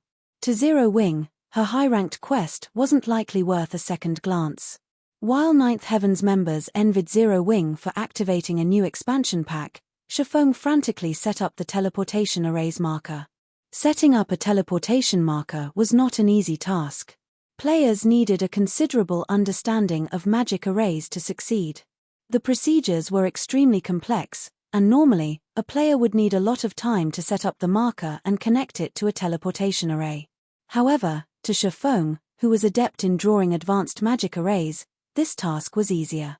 He swiftly etched magic arrays on one crystal after another before placing the crystals on a large magic array he had carved into the ground. Very quickly, The mana in the mine started to gather in the magic array. Shifeng could feel the mine's dense mana begin to dwindle. Awoo! Suddenly, Shifeng heard a furious howl from outside of the mine, echoing on the mine's stone walls. Guild leader, trouble. The lava hound went berserk and is charging towards you. It's ignoring aggro completely. Aqua Rose shouted in the team chat when she saw the enraged lava hound rush back to the canyon. To current players, a berserk level 80 mythic monster was an absolute nightmare. Kola had tried to stop the lava hound with his shield but had instantly lost over 30,000 HP when the boss had responded with an angry swipe. The lava hound's strength was terrifying. If anyone else had taken that attack, they would have likely died instantly. As soon as Aqua Rose fell silent, the lava hound arrived before the mine's entrance. Fortunately, the mine entrance was too small for the lava hound, so the boss couldn't get in. Seeing this, Aqua Rose and Kola breathed a sigh of relief. However, something then happened that stupefied Zero Wings members. The gigantic lava hound split into 3 miniature copies. Each copy was still a level 80 mythic monster, but they did have slightly lower basic attributes. Before Zero Wings members could react, the 3 lava hounds charged into the mine. Hurry! Hurry up! Shifeng could already hear rapidly approaching footsteps. It was obvious that the lava hound was almost to him. Meanwhile, he only needed to insert one last crystal into the ground to set the spatial coordinates. Unfortunately, the loading bar, which had swiftly filled before, felt extremely slow to Shifeng. It was only 70% full. While conducting the merging process, Shifeng couldn't do anything. He couldn't even activate a skill. When the loading bar reached 90%, 3 1-meter-tall lava hounds appeared before Shifeng. Despicable mortal! You dare violate this sacred ground. You'll pay for your crimes with your soul. The 3 lava hounds spoke in the human language, rage flaring in their eyes as they spat 3 scorching, white beams at Shifeng. Like lasers, the white beams vaporized everything in their path. Chapter 1845 Evil God's Sword. Chapter 1845 Evil God's Sword. Just before the 3 scorching beams slammed into Shifeng, the loading bar before him finally reached 100%. When the beams were less than 10 yards away from Shifeng, a barrier of divine runes appeared. When the 3 beams met the barrier, it shook violently. As for Shifeng, he shot backward like a cannonball. Boom! Shifeng crashed into one of the mine shaft's sturdy walls. What power! Shifeng was shocked as he stared at the mine shaft's deformed terrain. He had never thought that the lava hound would possess such frightening power even after dividing itself into 3 copies. They were currently inside a source fire vein. The walls surrounding them were sturdy and fire-resistant, especially the source fire or ordinary flames wouldn't melt it, let alone vaporize it. One could easily imagine how high the lava hound's flames were. If those white-hot flames struck a player's equipment, not even magically enhanced, dark gold equipment would survive. Only epic equipment might. If he hadn't activated absolute domain in time, he likely would have died from that attack. Retreat! Everyone, retreat immediately! Shifeng shouted through the team chat once the flames dissipated. Kola could barely tank 1 lava hound. Now that they had to face 3 miniature lava hounds, which were only slightly weaker than the full version, he knew they couldn't stay here for a moment longer. After issuing his command, he switched the aura of Earth to the aura of space, preparing to teleport out of this map. Awoo! As Shifeng was about to escape using space movement, the 3 lava hounds howled as one. 3 light red ripples radiated from the beasts, and as if space had frozen, the 7 luminaries' ring failed to open a tear in space. Spatial lockdown? Shifeng's expression darkened when he saw the growing spatial tear before him disappear. A monster with such peerless strength and the ability, spatial lockdown, were a nightmare for players. Coming across one such monster almost guaranteed death. Monsters that possessed the spatial lockdown ability were extremely rare in God's domain. Normally, only NPCs at the peak of God's domain could execute the ability. Shifeng never thought that an elemental creature like the lava hound would be able to use it as well.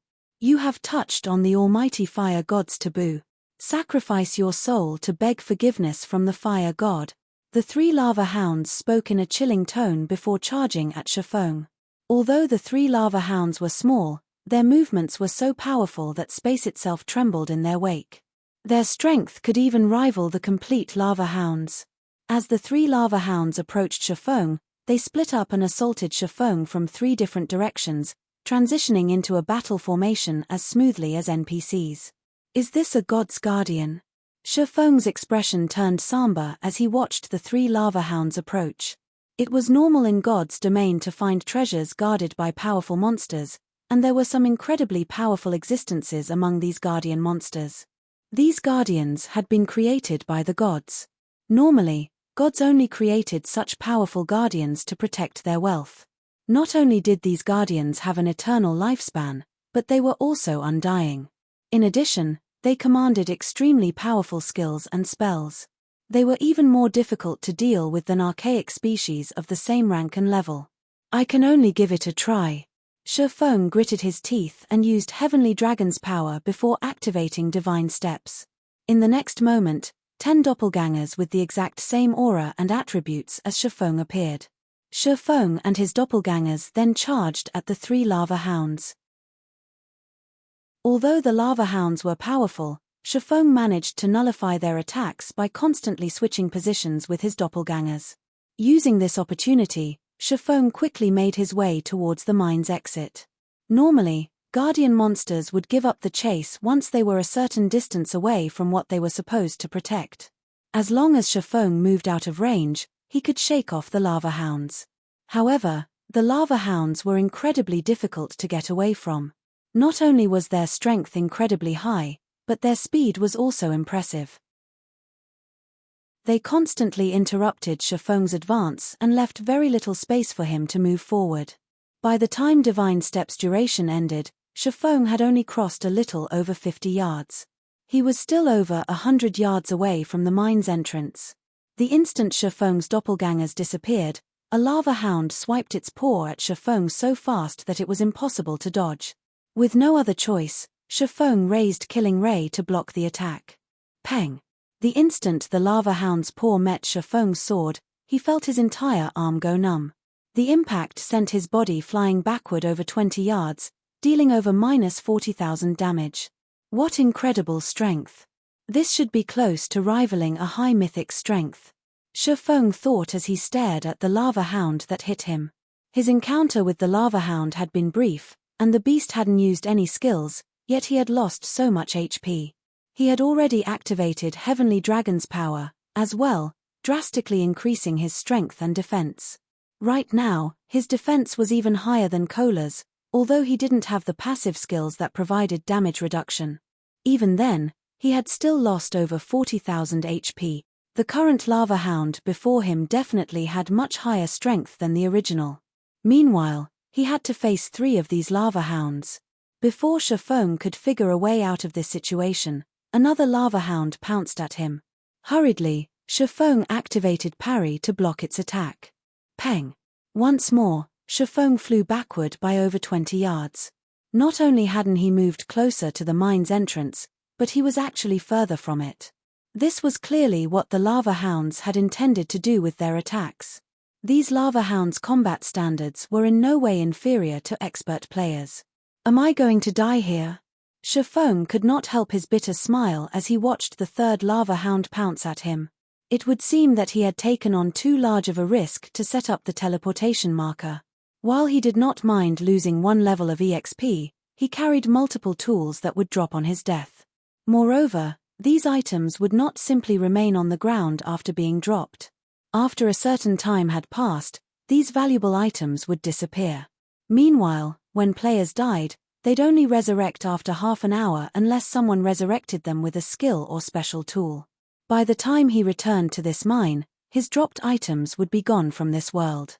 As Shifeng clashed with the lava hounds, his HP continued to decrease. 80%, 70%, 60%. Although he had tried to use void steps to blindsight the beasts, the technique was ineffective against the lava hound's sharp sense. Even though the lava hounds couldn't see him, they could pinpoint his location with their other senses, launching another paw swipe or bite attack. Why hasn't the guild leader come out yet? Aqua Rose, who had long since distanced herself from the canyon, muttered as she watched the swarm of lava monsters return to their home. The guild leader should be fine. If he goes all out, he can even contend with mythic monsters, Blackie reassured. It's been so long, though. Moreover, there were 3 lava hounds. I think it's best if I go take a look, Fire Dance said worriedly. I'll go with you, Flying Shadow offered as he followed Fire Dance. Meanwhile, inside the mine, Shifeng watched the circling lava hounds and glanced at the small percentage of HP he had remaining with a bitter smile.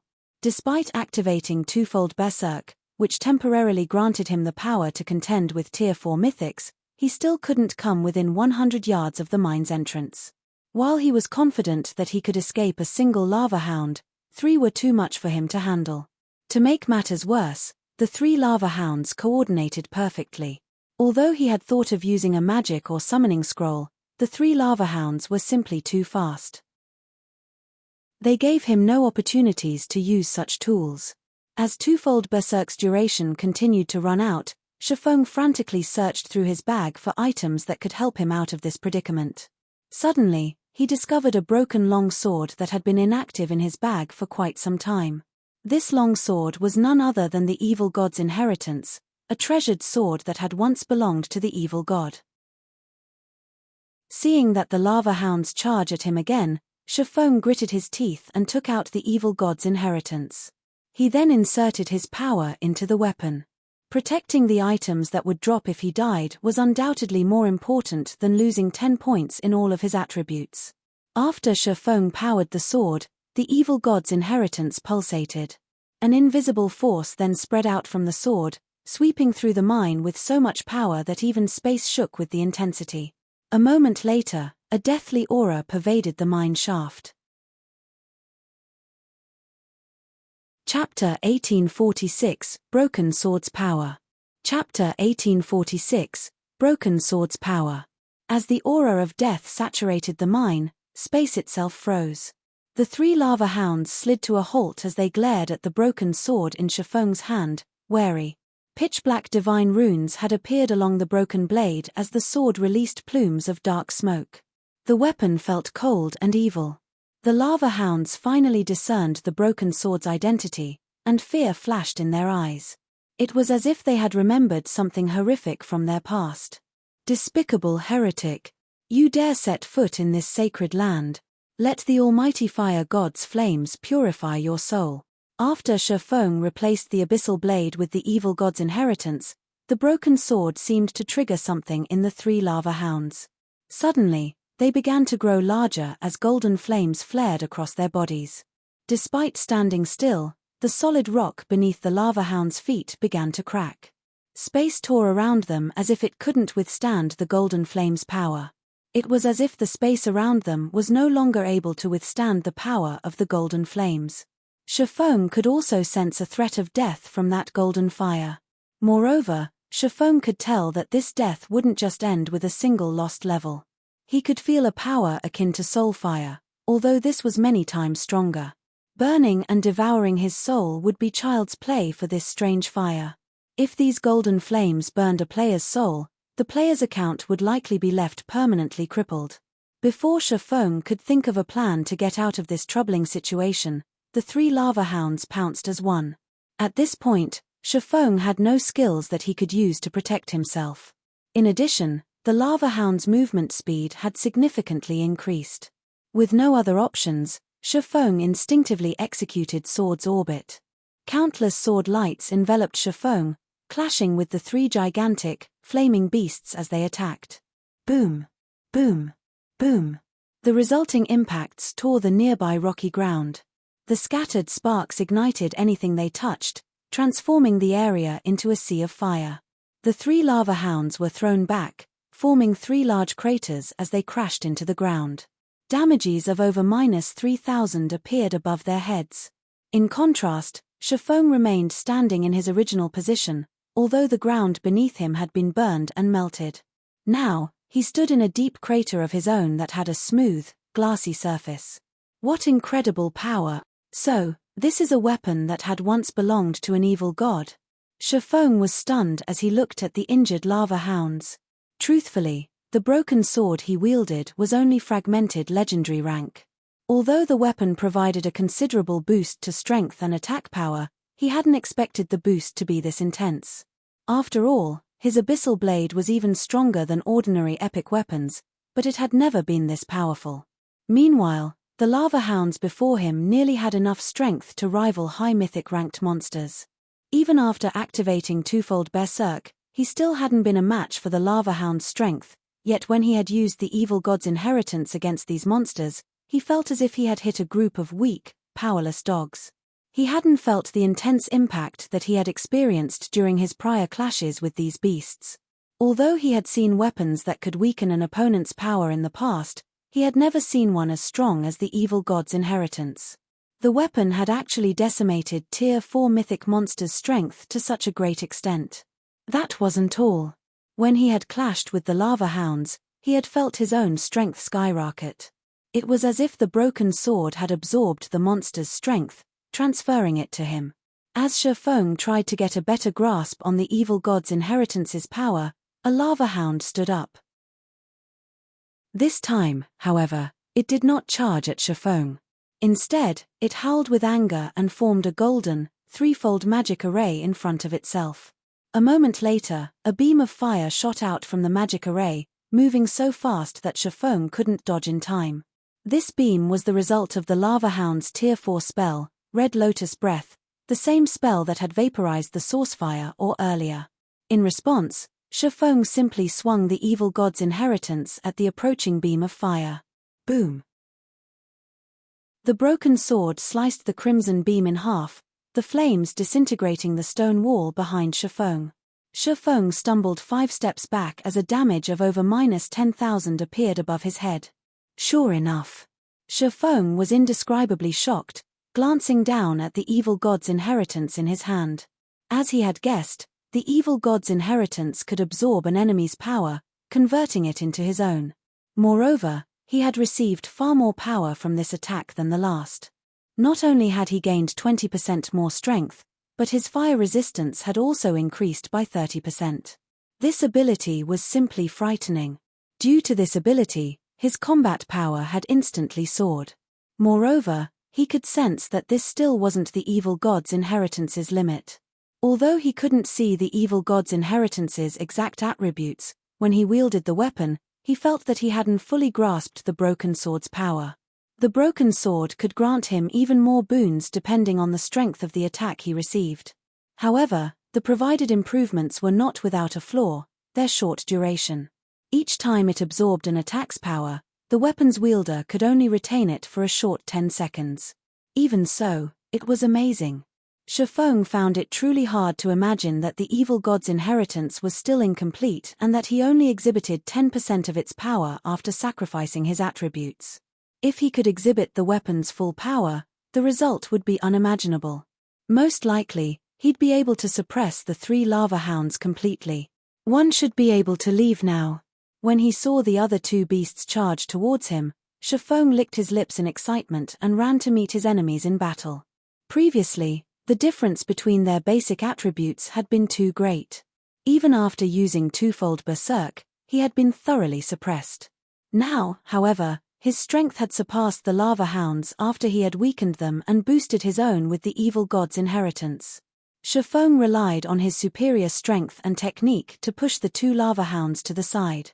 He then dashed for the mine's entrance like a powerful gale. When the lava hounds caught up to Shifeng, he easily threw them back with an attack. In less than 5 seconds, Shifeng burst from the mine and back into the canyon. Thousands of lava monsters then turned to look at the swordsman.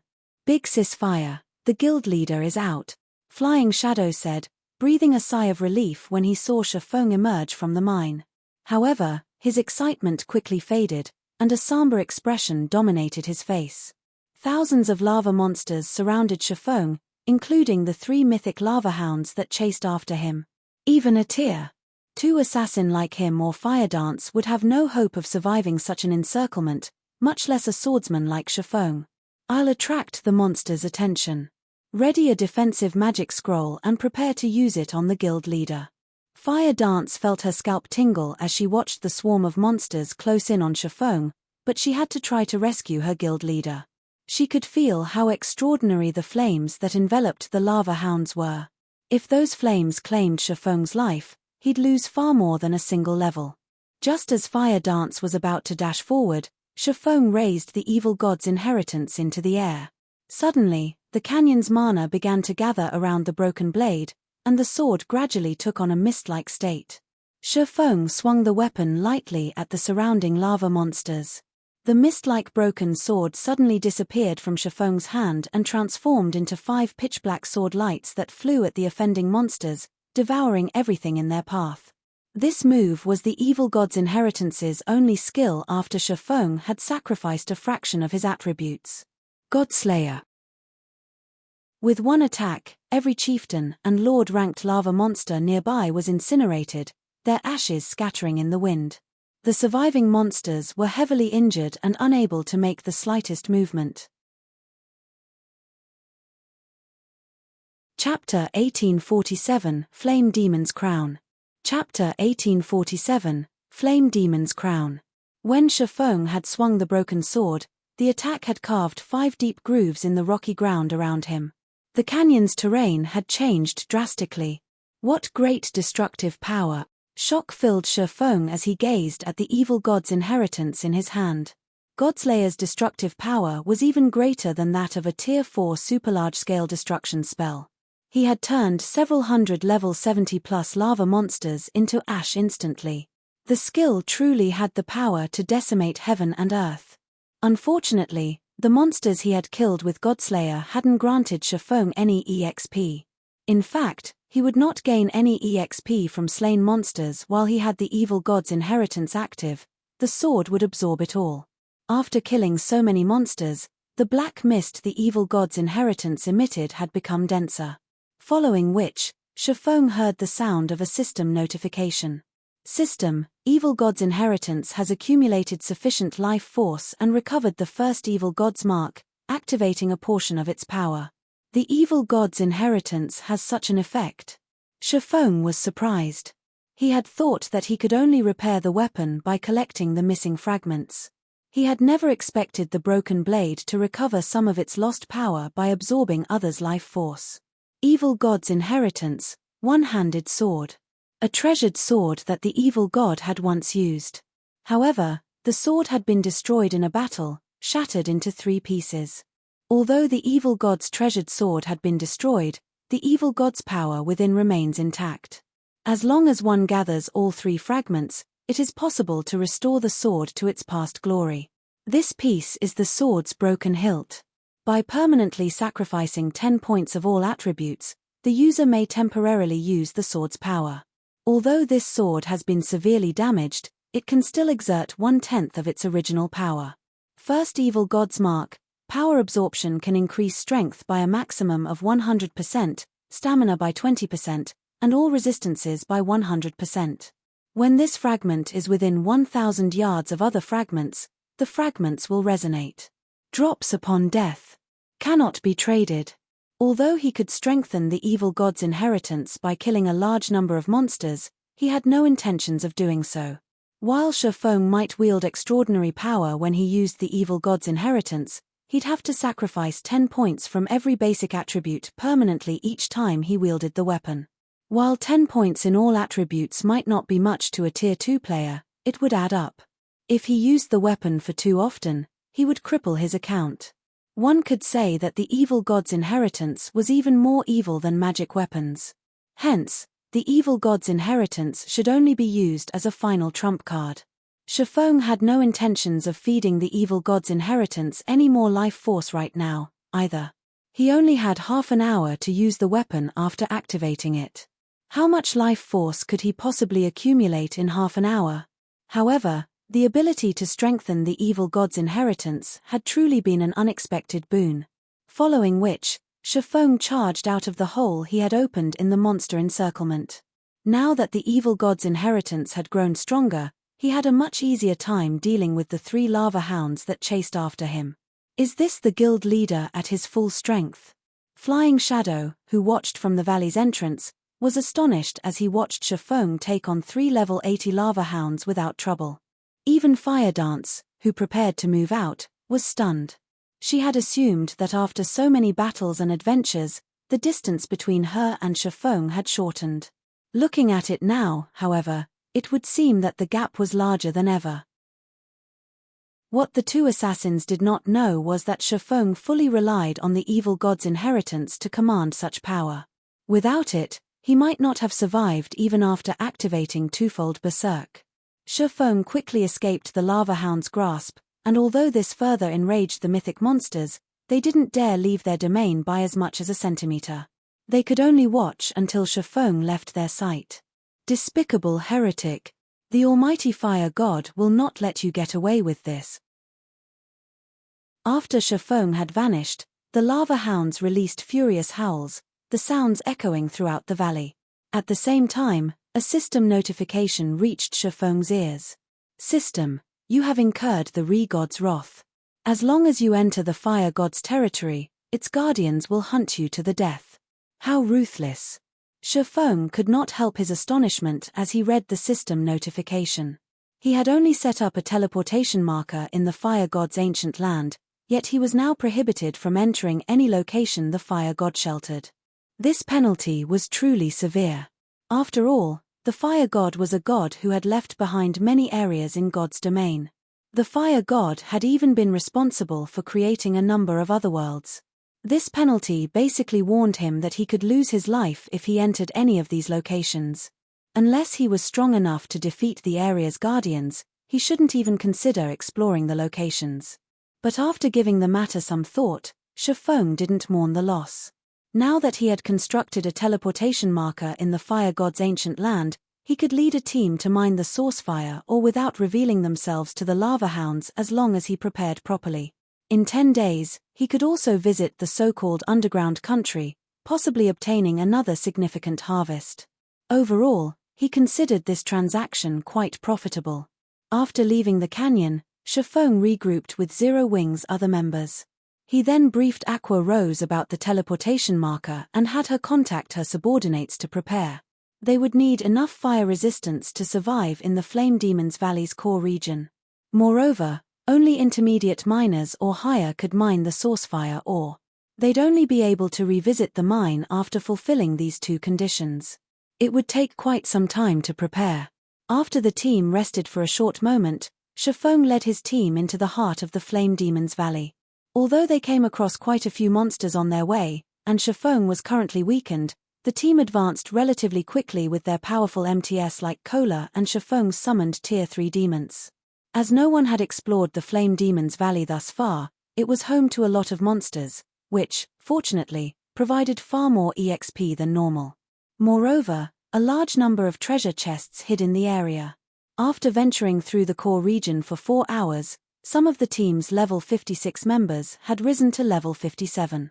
Fire Dance and Flying Shadow had also discovered 6 treasure chests in the area. They had found 3 bronze treasure chests, a mysterious iron treasure chest, a secret silver treasure chest, and a fine gold treasure chest. The discovery surprised both Fire Dance and Flying Shadow, who frequently searched for treasure chests in the fields. It was common knowledge that treasure chests were extremely rare in God's domain.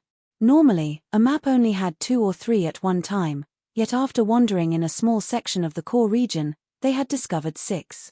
Moreover, one was a fine gold treasure chest.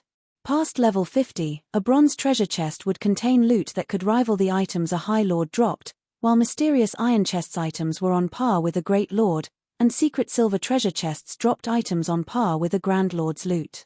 As for a fine gold treasure chest, its loot could rival that of a mythic monster. However, in the Flame Demon's Valley, both the monsters and the treasure chests offered weapons and equipment that were all level 70 or higher. Unfortunately, current players couldn't use these items unless they had weapons and equipment that could reduce level requirements by 15 levels or more. As Shifeng activated the fine gold treasure chest, it released a light that illuminated the gloomy sky above the Flame Demon's Valley.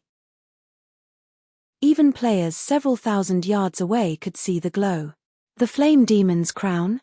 Shifeng was flabbergasted when he saw the exquisite, flaming crown inside the treasure chest. Chapter 1848 Ancient Demon. Chapter 1848 Ancient Demon. Guild Leader, did you find something good? Aqua Rose asked curiously as she watched Chifeng's blank expression. The rest of the team turned to look at Chifeng, as well, anticipation flashing in their eyes. They all wanted to know what kind of treasure a fine gold treasure chest had to offer. A fine gold treasure chest was almost impossible to find in level 50+ maps. The best players normally found were secret silver rank. Meanwhile, even mysterious iron treasure chests could cause a heated struggle between guild teams. The higher quality treasure chest players found, the more of a commotion activating the treasure chest would cause. In turn, this would lead to more players finding out about the treasure chest. Moreover, after players acquired the items inside a treasure chest, there was a 2-hour period when the items would be guaranteed to drop upon death. Hence, whenever a treasure chest appeared in the fields, a slaughter would soon follow. Fortunately, Zero Wings' team didn't have to worry about being attacked. After all, this place was the Flame Demon's Valley.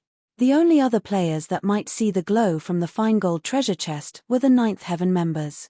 Even if other players with hostile intentions discovered them, they had no fear that anyone would try to rob them.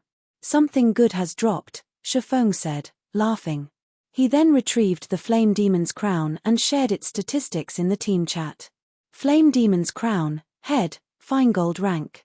Equipment requirement, strength 800, agility 800, and intelligence 800 defense plus 100 additional passive ski H-. Flame Demon's body allows the wearer to gain the body of a flame demon, increasing fire resistance by 200 and becoming immune to burning effects. Additional active ski H-.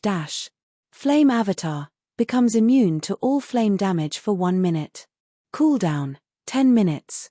After reading the Flame Demon's crown's details, the team lost their prior excitement. Guild Leader, this crown is a scam. Not only does it have such a high equipment requirement, but it doesn't actually offer any basic attributes. The only good thing about it is its high fire resistance, but it isn't worth sacrificing everything else. I feel the same. The monsters in harsh environments are generally very powerful. Although this crown can provide sufficient fire resistance to survive in these maps, without the basic attributes, you'll have a difficult time dealing with monsters. It would be much better to equip several pieces of equipment that provide less fire resistance but have significant basic attributes. Its defensive properties are even more important. No matter how I look at this crown, it doesn't seem to have any. Everyone quickly discerned the pros and cons of the Flame Demon's crown. Even level 50 common cloth armor had more than 100 defense. The Flame Demon's crown's defense was practically a useless decoration. In addition, losing the basic attributes from a piece of equipment would reduce a player's attributes by around 10%. This would cause at least a 20% reduction in combat power. Moreover, due to the lack of defense in the head section, others would have a weakness to exploit. If one were struck in the head, it was entirely possible that they'd suffer a fainted state. As God's domain continued to update, the equipment player's war would have greater importance. Equipment would play a role in a player's defense beyond basic attributes. Take 2 players with the same defense, for example. If one of these players wore chest armor while the other player did not, the player without a chest piece would receive more damage when struck in that area and suffer additional negative effects. If a player took a blow to the head, they would feel dizzy and powerless, and their reactions would become sluggish. If one were stuck in the arm, it would go numb and become difficult to move. There were subtle differences in the negative effects depending on the materials of their equipment, as well. An attack's impact was one such example. During the early stages of the game, these negative effects were barely noticeable, but as players took on higher-leveled monsters, these negative effects would become more prominent. As a result, players would have to choose their equipment carefully. It wasn't enough to prioritize basic attributes. Players also needed to focus on their equipment's compatibility and defensive properties. Meanwhile, the Flame Demon's crown, made of fire with a pitiful 100 points in defense, clearly didn't have any. It was a costume piece at best. If one equipped the Flame Demon's crown during battle, they'd be asking for an early death. Shifeng simply revealed a bitter smile as he stored the Flame Demon's crown. He had to admit that his guild members' standards had significantly improved. Their understanding of weapons and equipment was no longer limited to basic attributes. Unfortunately, they were still somewhat ignorant. This didn't particularly surprise Shifeng.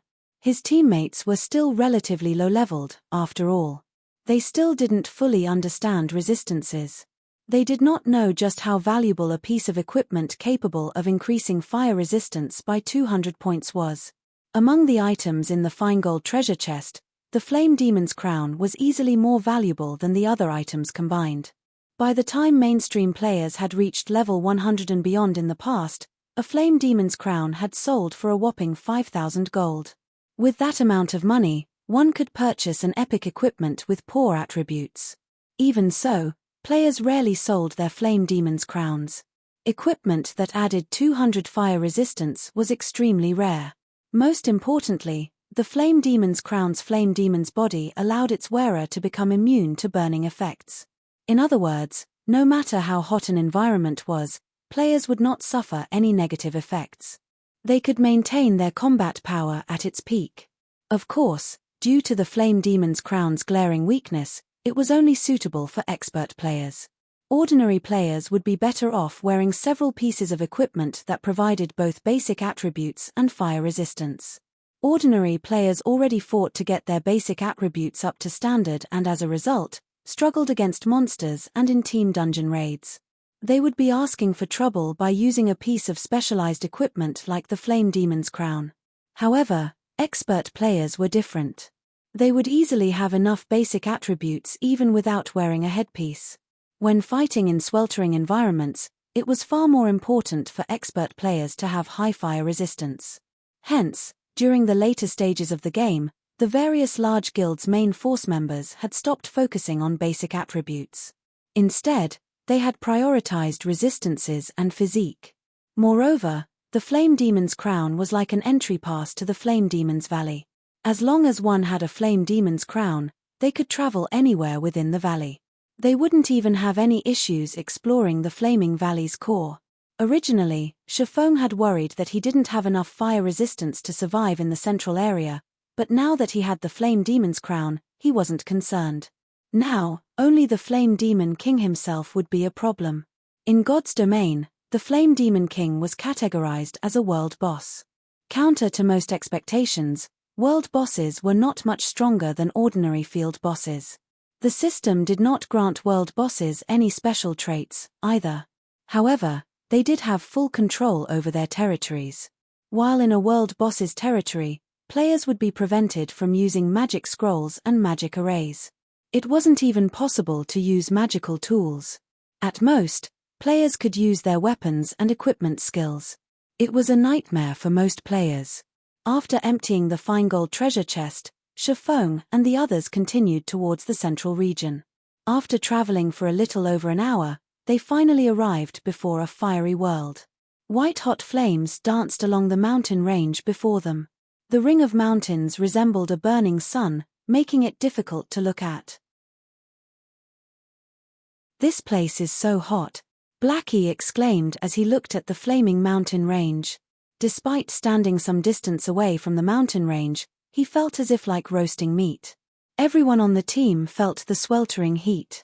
Even walking exhausted their stamina. Meanwhile, a gigantic figure wielding a trident patrolled the center of this mountain ring. Every one of this figure's movements stirred the flames around it as lava rose into the air. Even from several thousand yards away, Zero Wing's team could feel the figure's fierce aura. When they saw the Flame Demon King's true appearance, they couldn't help their gasps. Even Shifeng was shocked. Flame Demon King, elemental creature, ancient fiend, mythic, level 83. HP 720 000 720 000. An ancient fiend? How is this possible? Shifeng was indescribably shocked when he saw the Flame Demon King's statistics. Shouldn't it be an archaic species? Chapter 1849 World Gate. Chapter 1849 World Gate. Guild leader, don't tell me we're supposed to fight that boss. Is that really a mythic monster? The Flame Demon King was a 50-meter tall giant. Every one of its movements stirred up a storm in the sea of fire around it. Zero Wing's team could tell how terrifying this monster was just by looking at it. When he saw the Flame Demon King, Kola, who had brimmed with confidence, felt his scalp tingle. This boss could likely even slay a 1,000-man team of level 80, Tier 2 experts. Compared to the mythic monsters they've encountered thus far, the Flame Demon King was on an entirely different level. Could the new expansion pack I triggered have made the Flame Demon King stronger? Shifeng pondered as he looked at the Flame Demon King. The more he thought about it, the more his theory seemed plausible. After all, the Flame Demon's Valley was only a level 70+ map. It wasn't a level 100+ map. An ancient fiend shouldn't be here. An ancient fiend was an elemental creature that had fully unlocked its bloodline and reverted to its ancestral form. Although ancient fiends were no match for dragons in terms of life rating, they were fully capable of rivaling ferocious beasts. Even an expert team that was 20 levels higher wouldn't be a match for a mythic-ranked ancient fiend, much less an expert team of the same level. In addition, the Flame Demon King had a world boss's special ability. Not even a 100-man team of level 100, Tier 3 players could defeat this monster. There's no helping it, I can only adjust my plans. Following which, Shifeng addressed his team. I had thought that I could complete this quest and get everyone out of here safely, but that's no longer possible. I'll have to ask you all to sacrifice yourselves to lure the Flame Demon King away from its territory. Try to buy as much time for me as possible. Violet, you won't be joining the fight. I need you to hide in the distance. Once the battle is over, you'll be responsible for resurrecting the team. All he could do now was lure the Flame Demon King away from the World Gate. The players that would be responsible for buying time would die, but with the resurrection skill he had given Violet Cloud, they could reduce the death penalty his teammates suffered. I understand. Violet Cloud nodded. None of his teammates had any objections to Shifeng's proposal. They were the guild's main force members. Their weapons, equipment, and levels had been granted by their guild. It wasn't unusual to die for their guild's benefit very quickly. The team followed Shifeng's instructions. Kola would be the first player responsible for attracting the Flame Demon King's attention and luring it to the designated area. After Kola died, Turtle Dove and Iwumian would take over. Once all 3 MTS had died, the rest of the team would split up and flee, forcing the Flame Demon King to waste as much time as possible chasing them down. Move out. Shifeng commanded once he was in position a short distance away from the valley's entrance. Following his orders, Kola charged into the flaming valley. Shortly after he had set foot in the sea of fire, a deafening roar echoed from the valley's center. Little human, you dare trespass in my, the Flame Demon King, Monocolan's, territory? I'll show you just how frightening fire's anger is. As the voice faded, the Flame Demon King emerged from the raging flames, its movements causing waves of fire that washed over Kola. Not daring to be careless, Kola immediately activated Power of Darkness and hid behind Titan Guard. Boom! As the firestorm slammed into him, Kola stumbled 3 steps backward, a damage exceeding -20,000 appearing above his head. So strong. Just its movements caused such a powerful attack. Aqua Rose, who watched from afar, could not help her shock when she saw Kola lose 1/8 of his HP despite his active Berserk skill. Normally, Kola could face a level 70 mythic monster head-on after activating his Berserk skill, yet he had just lost so much HP after an indirect attack from the Flame Demon King. The team's other members paled when they saw this. If they had received that indirect attack, they would have likely lost over 50% of their HP. They felt like ants before this world boss. As the Flame Demon King's frightening strength stunned Zero Wings players, the boss had arrived before Kola. The Flame Demon King then thrust its trident at the Guardian Knight with so much speed that the attack had been invisible to the naked eye. Fortunately, Kola had already raised Titan Guard and blocked the attack in time. After blocking the attack, however, Kola had lost all feeling in his arms. Like a cannonball, he had been thrown back, only stopping as he crashed into a massive boulder. Kohler's HP instantly fell by over 80,000, more than half of his total. The team was stunned. Just one attack had left Kohler so miserable. The gap in strength was despairing. "Heal him, quickly," Shifeng shouted through the team chat. The outcome didn't surprise him. After all, their opponent was a mythic-ranked ancient fiend. If not for the fragmented legendary-ranked Titan Guard, Kohler might have died instantly. Upon hearing Shifeng's command, the Tier 2 healers snapped out of their daze and cast healing spells on Kohler, instantly restoring the Guardian Knight's HP to 70%. However, the Flame Demon King was already stabbing its trident at Kohler again, the weapon releasing white-hot fire. The white-hot flames shocked Kohler. Hurriedly, he activated Protection Blessing.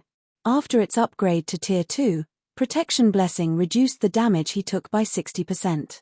However, when the trident met Kohler's shield, the stone under his feet shattered, forming a crater. Meanwhile, Kohler's HP fell by more than 60,000, dropping his HP into the red. By the time the Flame Demon King executed another attack, the team's healers only recovered Kohler's HP to 50% of his total. Realizing how precarious his situation was, Kohler used Titan's Heart, forming 3 layers of protective energy, which could absorb up to 10 times his maximum HP, around him. With Titan's Heart in effect, Kohler quickly fled the Sea of Fire. Seeing Kohler pull away from the valley, Shifeng breathed a sigh of relief.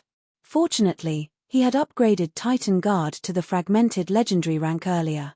Otherwise, the 3 MTS wouldn't be able to lure the Flame Demon King away before they died, even if Kohler, Turtledove, and Yi Wumian worked together. Afterward, equipping the Flame Demon's crown, Shifeng activated Gale Domain and charged into the flames that could even melt fine iron.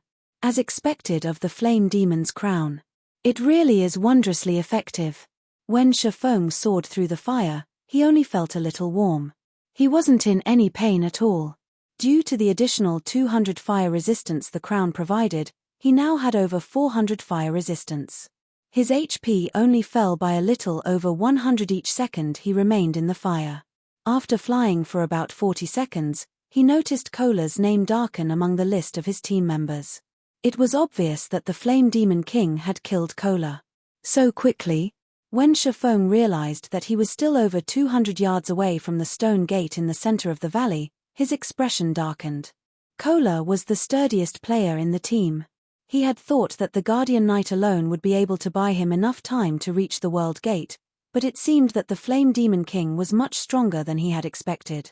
As soon as Shifeng reached the World Gate, he pulled out the Philosopher's Hand and used it to activate the stone doors. At this point, Turtledove had also fallen, and only Yi Wumian remained alive of the team's 3 MTS. "I need to hurry." Shifeng used the Philosopher's Hand's power to repair the broken magic arrays on the World Gate. As he did, a furious roar reached him from outside of the valley. "Despicable trespasser! You dare to open the World Gate!" As the voice faded, a pillar of fire rose from its origin. Following which, everyone but Shifeng and Violet Cloud's names went dark. This situation put immense pressure on Shifeng. He pushed himself to work faster. Faster. While Shifeng repaired the World Gate's magic arrays, he could feel the space around him boil. This meant that he was already standing within the Flame Demon King's sphere of influence. The ancient fiend's movement speed had completely exceeded his expectations. "Despicable human! Vanish alongside your sins!" When the Flame Demon King caught sight of Shifeng, it threw its flaming trident at the swordsman. However, before the trident could reach Shifeng, he activated the aura of Earth's absolute domain. Yes, it's done. Using the period of invulnerability absolute domain granted him, Shifeng completed the final magic array. Following which, he placed a hand on the World Gate's main magic array and said, "Open, World Gate." Chapter 1850 Hidden Reward. Chapter 1850 Hidden Reward. With Shifeng's command, the divine runes on the gigantic pair of doors before him began to glow with a purple-gold light. A moment later, the divine runes released a beam of light that threatened to devour the Flame Demon King. "No. Upon seeing the beam, the Flame Demon King, who was within 50 yards of Shifeng, turned in a panic and tried to flee. However, the beam of light was much faster than the Flame Demon King. In the blink of an eye, the purple-gold light enveloped the world boss, and the ancient fiend cried out in pain. In the next moment, the Flame Demon King began to shrink, and the flames around its body gradually extinguished. A short moment later, the world gate slowly opened. Some force sucked the valley's fire through the opening gates, and the Flame Demon King began to shrink even faster. From its original height of 50 meters, the Flame Demon King quickly shrunk to 40 meters. 30 meters. 10 meters. By the time the world gate was fully open, the black hole within had devoured every last flame in the valley. The Flame Demon King had also been dragged towards the world gate by the black hole's powerful gravity. "No. This is my power," the Flame Demon King shouted, panicking as it used every shred of power to fight the black hole's pull. Seeing this, Shifeng could not help but breathe a sigh of relief. He had no hope against a level 83 mythic-ranked ancient fiend right now. Fortunately, the world gate could remove things that didn't originate from the continent of God's domain. While the world gate had activated, the Philosopher's Hand had also undergone a transformation. The Philosopher's Hand had originally been made of translucent crystal, radiating an ominous feeling. Now, however, not only had the ominous feeling disappeared, but the translucent hand had also transformed into a blood-red bead. What pristine mana! As Shifeng held the blood-red bead, he could feel incredibly pure mana emerge from it. This mana was even purer than that from the 7 luminaries crystals. Suddenly, Shifeng heard the sound of a system notification. "System, congratulations. You have completed the epic-ranked main storyline quest Philosopher's Wish before level 80. Rewarding Philosopher's Hand, plus 40% EXP of current level, 5 legacy skill points, 30 free mastery points, 30,000 subclass proficiency points, and 1 subclass dark gold design." When the system notification ended, Shifeng's experience bar rose to 52% of level 68. However, obtaining the complete Philosopher's Hand excited Shifeng far more than the bountiful EXP. This was a bona fide legendary item. Any superpower in God's domain would easily go mad over this. Moreover, Shifeng was surprised by the additional reward for completing the quest before reaching level 80. 5 legacy skill points were no small matter. In addition, the awarded 30,000 subclass proficiency points would save him a lot of time when upgrading his Forger subclass. After reaching the master rank, players would still need a ridiculous number of proficiency points to rise from a basic master to an intermediate master. While ordinary master lifestyle players might not have trouble earning the required proficiency points, it was a different story for Shifeng. Shifeng had many matters he needed to deal with, and he only had a small amount of time to invest in his forging. As a result, he didn't obtain forging proficiency points very quickly. However, the most valuable of the rewards had to be the subclass dark gold design. This subclass dark gold design wasn't like ordinary designs. Not only could it upgrade a design to dark gold rank, but the new design would be a player creation. It was common knowledge that becoming a master lifestyle player was incredibly difficult. Players needed to create completely new items, which had to meet certain requirements. To accomplish this feat, players needed a certain understanding of items and materials. This was also the case when players tried to rise from a basic master to an intermediate master. In fact, the promotion to an intermediate master was even more difficult since players would have to create 1 dark gold item or 3 fine gold items. This hurdle had been the end of the line for many basic master lifestyle players during Shifeng's previous life. In the past, when one had referred to a master lifestyle player, they had generally meant basic masters. The majority of God's domain's master lifestyle players had been basic rank. After 10 years in the game, basic masters hadn't received as much attention from first-rate guilds, although they were still VIPs in second-rate guilds. At most, they would be treated slightly better than the average lifestyle player. Only intermediate masters had earned first-rate guilds' respect. Now that he had a subclass dark gold design, he had received a free pass to become an intermediate master. Of course, an intermediate master that reached the rank by using a subclass dark gold design wasn't as capable as a player that reached the rank through their own hard work and original items. The latter had solidified their foundation, while the former had none. A player who became an intermediate master, though their work would have a higher possibility of creating more dark gold items in the future, soon becoming an advanced master. On the other hand, the intermediate master that did not possess a sturdy foundation would struggle to advance. The only real benefit of using such a cheap method to become an intermediate master was the higher production success rates that came with the rank. Even so, many basic master lifestyle players had spent their entire life savings to get their hands on a subclass dark gold design during Shifeng's previous life, since they had already reached their limits.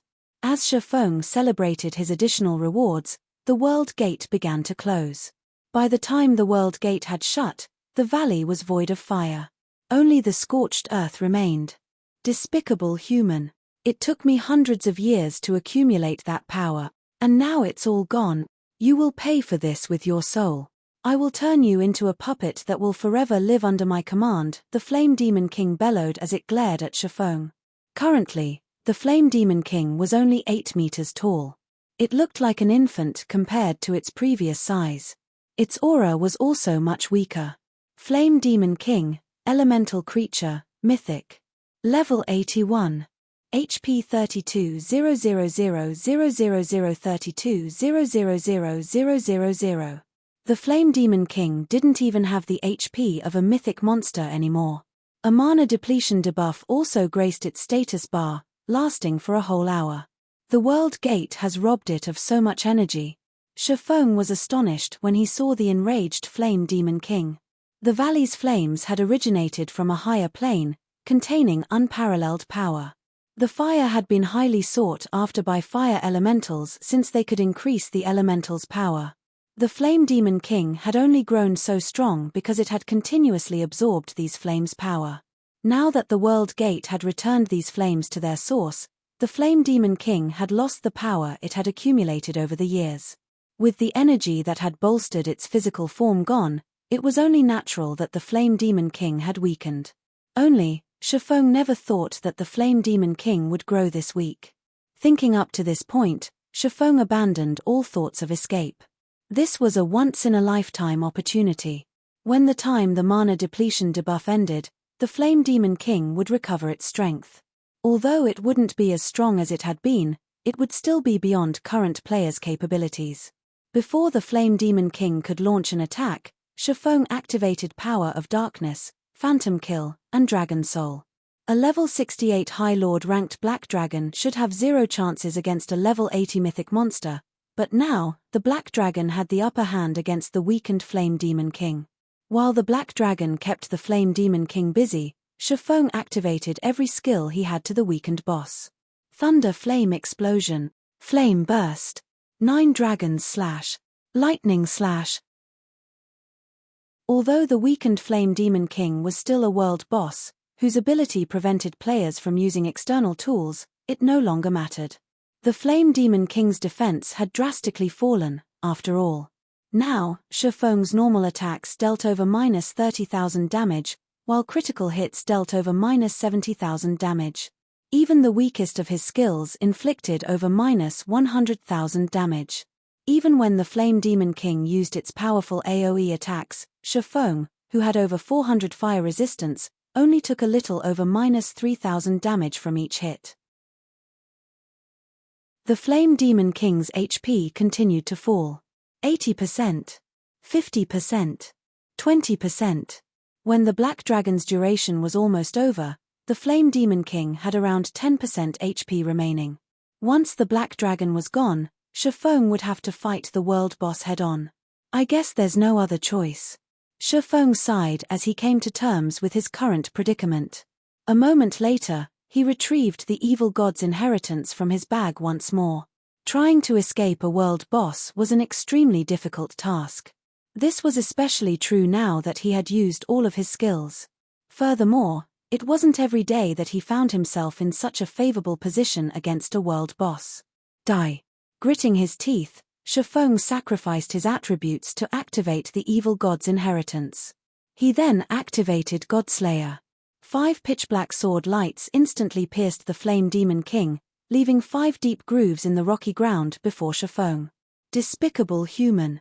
If the World Gate hadn't taken my power from me, the Flame Demon King's eyes burned with rage as it glared at Shifeng, but despite its fury, the Flame Demon King's HP didn't stop depleting before it eventually reached 0. Boom. As the Flame Demon King fell to the ground, its fiery body started to dissipate. A short moment later, only Shifeng remained in the scorched valley. Chapter 1851 Flame Demon King's Loot. Chapter 1851 Flame Demon King's Loot. After the Flame Demon King died, the rampaging mana in the valley settled down. It's finally dead. Shifeng breathed out a sigh of relief as the Black Dragon disappeared, shortly after the Flame Demon King died. If not for the Black Dragon's assistance, he wouldn't have been able to defeat the Flame Demon King.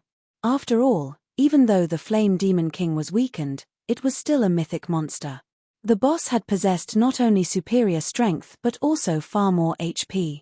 Even if the Flame Demon King had only 10% of its HP left, it would still have had more than enough time to kill him. Although he had to sacrifice another 10 points of every basic attribute to kill the Flame Demon King, he forgot about the loss when he saw the small mountain of items the boss dropped. The Flame Demon King was a world boss. Although it had been weakened due to his quest, it was still a mythic ranked world boss, hence the extremely bountiful loot. Not to mention, as this was the first time the Flame Demon King was killed, it was guaranteed to drop a 4-star guild promotion order. Future Flame Demon Kings killed would have only a certain chance of dropping the promotion order. This item was also the reason why he had persisted in killing the Flame Demon King to the point of permanently weakening himself. Currently, Zero Wing was a 3-star guild and held a significant advantage over other guilds. However, as the various superpowers started raiding level 50, 100-man Hell Mode team dungeons, it was only a matter of time before they became 3-star guilds as well. Meanwhile, compared to Zero Wing, the various superpowers would gain much more of an advantage from being a 3-star guild. Be it the Guild Employment Center or Guild Training Room, these two facilities needed guilds to reach a certain scale in order to display their usefulness fully. In other words, the larger a guild was, the better the guild could leverage these two facilities. In the case of Zero Wing, despite the rapid expansion it was currently undergoing, in terms of member count, it was far from rivaling even first-rate guilds. The operations of the various superpowers spanned over a dozen kingdoms and empires. Their member counts naturally dwarfed Zero Wing's. Once these superpowers became 3-star guilds, their development speed would undoubtedly skyrocket. At that time, not only would these superpowers be able to nurture a large number of elite players, but the income their guilds generated would also increase substantially. If Zero Wing, a guild that ruled over only a single kingdom, wished to surpass these superpowers, which had become 3-star guilds, in terms of development speed, then there was only one way to do so. By getting promoted into a 4-star guild. Unlike a 3-star guild, the benefits offered by a 4-star guild did not manifest with the scale of a guild. Instead, these benefits were apparent in the finer details. Reaching the 4-star rank would not give a guild the privilege to construct any additional facilities. Instead, what a guild gained from the 4-star rank was the recognition of the Adventurers Association as a large-scale guild. At that time, the Adventurers Association would directly issue large-scale quests to the guild. These large-scale quests ranged from easy to very difficult, even national-level quests were available. The rewards for these quests were extremely generous. Moreover, these quests also provided players with good opportunities to raise their ranks in the Adventurers Association. In addition to receiving large-scale quests, 4-star guilds would be designated a temporary rest area in every Adventurers Association on the continent of God's Domain. While this rest area was relatively small, it allowed members of 4-star guilds to receive commissioned quests from every NPC town and city on the continent, not just from towns and cities where their respective guilds had residences. Due to this benefit, members of 4-star guilds could travel all over the continent to do quests, no longer hindered in their leveling speed and acquirement of resources by competition over a limited number of quests. The only downside to this was the Adventurers Association's tax on players' quest rewards when completing commissioned quests accepted from these designated rest areas. This, in turn, reduced the guild's income from these quests. Even so, this benefit would still help guilds generate much more wealth than before. At the same time, guilds would also be able to raise their popularity in the various NPC kingdoms and empires significantly, killing two birds with one stone. This was the distinguishing feature of a 4-star guild. After reaching the 4-star rank, a guild's development would no longer be tied down to the territories they controlled. Of course, the consequence of this feature was also very obvious. The amount of competition guilds had to face would increase drastically. However, so long as Zero Wing managed to become a 4-star guild ahead of others, it would seize a significant advantage over the other guilds, hence Shifeng's persistence in killing the Flame Demon King. Following which, Shifeng started going through the Flame Demon King's loot. Just like he expected, there was indeed a 4-star guild promotion order among the dropped items. So long as a 3-star guild possessed 200,000 guild popularity, it could be upgraded into a 4-star guild using this promotion order. As expected of a world boss, its loot sure is bountiful. Shifeng was inwardly astonished as he looked over the statistics of the other dropped items. The Flame Demon King had dropped over 100 items in total, the majority of which were rare materials, including the extremely rare 7 Luminaries crystal. Although only 3 7 Luminaries crystals dropped, the equivalent often units, the value of these 7 Luminaries crystals still exceeded that of the other materials by a large margin. The rest of the loot were level 70+ weapons and equipment. Practically every one of these weapons and equipment was of fine gold rank, only one of them was epic rank. Among the fine gold equipment dropped, 4 pieces belonged to the level 70 fine gold ranked Sins of Thunderfire set. The boss also dropped the entire level 70 fine gold ranked Scorching Wind set. While the weapons and equipment dropped looked subpar at best, Shifeng's eyes glowed with excitement when he saw them. His reaction was because the Sins of Thunderfire set was top-tier set equipment for magical classes. This was set equipment that only level 70+ mythic ranked field bosses dropped. The set had a total of 6 pieces, and even superpowers would need to expend a lot of effort to collect the complete set. As for the Scorching Wind set, it was similarly top-tier set equipment but for plate armor classes instead of magical classes. Not only did the Scorching Wind set provide higher fire resistance than the Dark Corrosion set, but its 6-piece set effect was also extremely heaven-defying. It allowed players to transform into a war god of fire and acquire a life rating that could rival archaic species. Although players would incur double damage from ice and water-type attacks than they normally would, it was still plenty amazing. The Sins of Thunderfire set's 6-piece set effect was similar to the Scorching Wind set's, allowing its user to transform into a Thunderfire messenger. Due to these two set effects, despite the ordinary basic attributes the two sets provided, they had ended up publicly recognized as the strongest level 70 set equipment available in the game. Even level 70 Dark Gold set equipment could not rival them. Shifeng had never thought that he would be able to obtain the entire Scorching Wind set. As for the Sins of Thunderfire set, he was just short of 2 set pieces to complete the set. Once he geared 2 guild experts in these 2 sets, he would have himself 2 peak experts. As for the sole epic equipment dropped, it was a pair of cloth armor gloves named Hands of Fire. Not only did the gloves provide a significant amount of fire resistance, but it even increased the spell completion rate of players by 2%. It also had a skill that allowed its user to summon a Lord-ranked fire familiar, making this pair of gloves perfect for Magicka-class players that were not adept in melee combat. After Shifeng was done going through the Flame Demon King's loot, he then took out the Philosopher's Hand from his bag and inspected it, suppressing the excitement in his heart as he looked through its attribute panel. As he needed to deal with the Flame Demon King before, he had not had any time to inspect the fully recovered Philosopher's Hand. Now that the Flame Demon King was dealt with, he naturally had to take a good look at this legendary item, which had disappeared from God's domain in his previous life. Chapter 1852, Complete Philosopher's Hand. Chapter 1852, Complete Philosopher's Hand. The instant Shi Feng retrieved the philosopher's hand from his bag, he felt the space around him grow heavier. It felt as if space itself couldn't withstand the pristine energy within the philosopher's hand. Now that Shi Feng had the chance to get a better feel for the philosopher's hand, he felt a powerful inspiration well within him. His mind felt sharp and focused like never before. It was as if the world had faded away, leaving him alone with his thoughts. So, this is the true philosopher's hand? Shi Feng could not help his excitement as he gazed at the crimson bead in his hand. Philosopher's hand, legendary rank item. A special gemstone crafted by the philosopher Yorheart, containing incredible power that is capable of manipulating the soul. Additional passive effect: the wielder of the philosopher's hand will have all of their subclasses temporarily raised by 1 rank.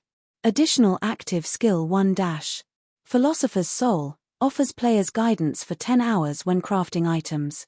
Cooldown: 12 hours. Additional active skill 2-. Soul Fantasy allows players to enter an imaginary world for 8 hours. During this time, players may use the materials that they know of to produce items without limit. Cooldown: 15 hours. Although the philosopher's hand only possessed 3 skills, these skills were heaven-defying. Based on Shi Feng's knowledge, only the epic-ranked Icarus's Heart could temporarily raise a lifestyle player to master rank. In Shi Feng's opinion, Icarus's Heart's ability to do so was already heaven-defying, but compared to the philosopher's hand, Icarus's Heart was a cheap knockoff. However, compared to the philosopher's hand, Icarus's Heart couldn't even be considered a cheap knockoff. The fact that the philosopher's hand could unconditionally raise a player's subclass by 1 rank meant that it could transform a basic master into an intermediate master or an intermediate master into an advanced master. The philosopher's soul also offered the system's guidance, which would be a great help to players when they produced items. Originally, the skill had been limited to a 1-hour duration. Unfortunately, it was almost impossible to accomplish anything useful in that time. Crafting items was a time-consuming process, after all, especially complex items. How many items could players possibly make within 1 hour? Now that the skill's duration had increased to 10 hours, players could attempt to craft far more complex items with the system's guidance. Lastly, Soul Fantasy granted players access to the main god system's resource warehouse. After seeing the philosopher's hand's 2 active skills, Shi Feng finally understood why the item was capable of producing so many lifestyle masters. Regardless of the subclass, any lifestyle player would require materials to craft new items. Although some tools allowed players to participate in simulations, these simulations couldn't truly replicate the material's properties. At most, these simulations allowed players to get a feel of the production procedures. An actual attempt would still require real materials. Meanwhile, to reach the master rank, players needed very high-ranked items. Hence, the material requirements were quite high. However, high-ranking materials were not easy to obtain, and players would need these materials in large quantities. Experimenting with a few sets of materials would barely yield any results. Every lifestyle master was born of an astronomical resource investment. This was even true for the talented geniuses. Only, geniuses would need to spend fewer materials compared to ordinary lifestyle masters. However, with Soul Fantasy, players could experiment to their heart's content without worrying about lacking materials. Naturally, this would make new item creation very easy. I'm going to have a headache once I return. Shi Feng revealed a bitter smile as he looked at the philosopher's hand. While he had acquired the alchemy treasure, there was still the matter of how to use it. There was only 1 philosopher's hand, yet the candlelight trading firm had tons of advanced lifestyle players waiting to use it. He would have to decide which players were worthy of the privilege. Most importantly, he'd have to worry about information leaks. Due to an information leak, Kingdom's Sword, the philosopher's hand's owner in the past, had become a target for the various superpowers, eventually vanishing from God's domain altogether. Although Zero Wing was impressively powerful right now, if multiple superpowers decided to make it their target, it would suffer a similar fate. He needed to be extremely careful when using the philosopher's hand. Shi Feng stored the philosopher's hand and exited the Scorched Valley. When Zero Wing's members, whom Violet Cloud had resurrected, saw Shifeng emerge, they breathed a sigh of relief. Due to the Flame Demon King's outburst, the entire team had been annihilated in an instant. They had barely bought their guild leader any time. Guild leader, how did the quest go?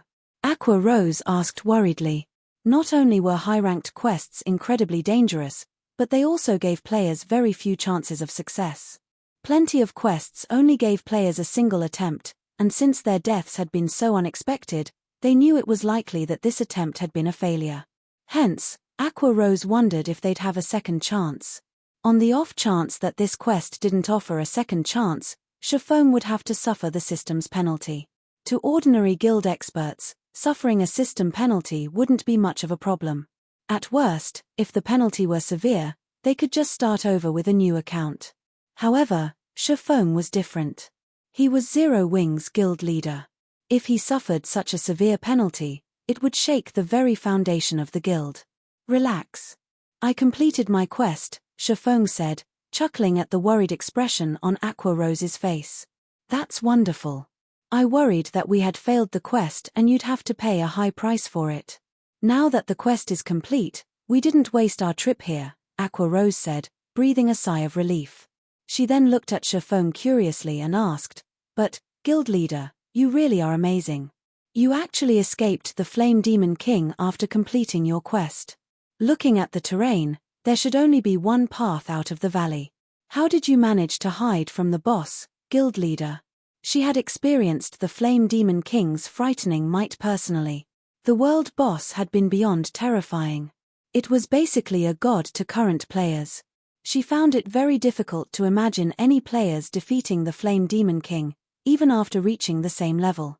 She didn't even know if a 100-man team of level 100 players had any hope against the Flame Demon King. Hearing Aqua Rose's question, the rest of Shifeng's team turned towards him, curious. The Flame Demon King had slain Turtledove, a tier 2 metric tons who had activated her berserk skill, in just 3 hits, yet Shifeng had escaped the boss unharmed. It was incredible. Hide.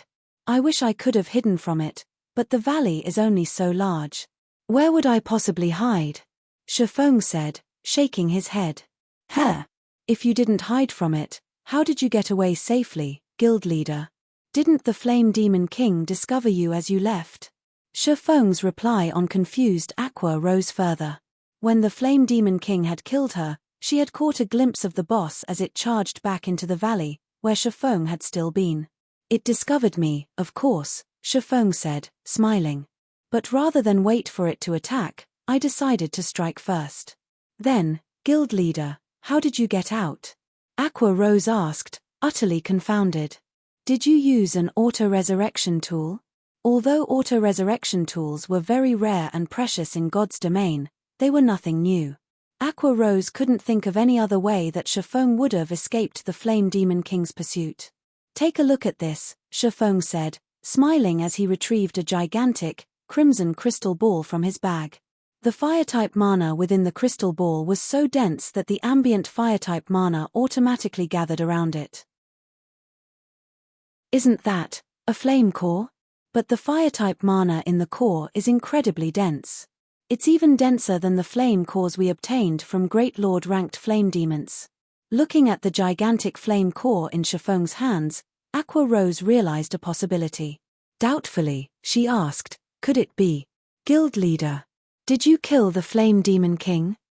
You're tuning in to the Celestial War YouTube channel. Don't forget to subscribe and join us on this journey to catch the most captivating stories,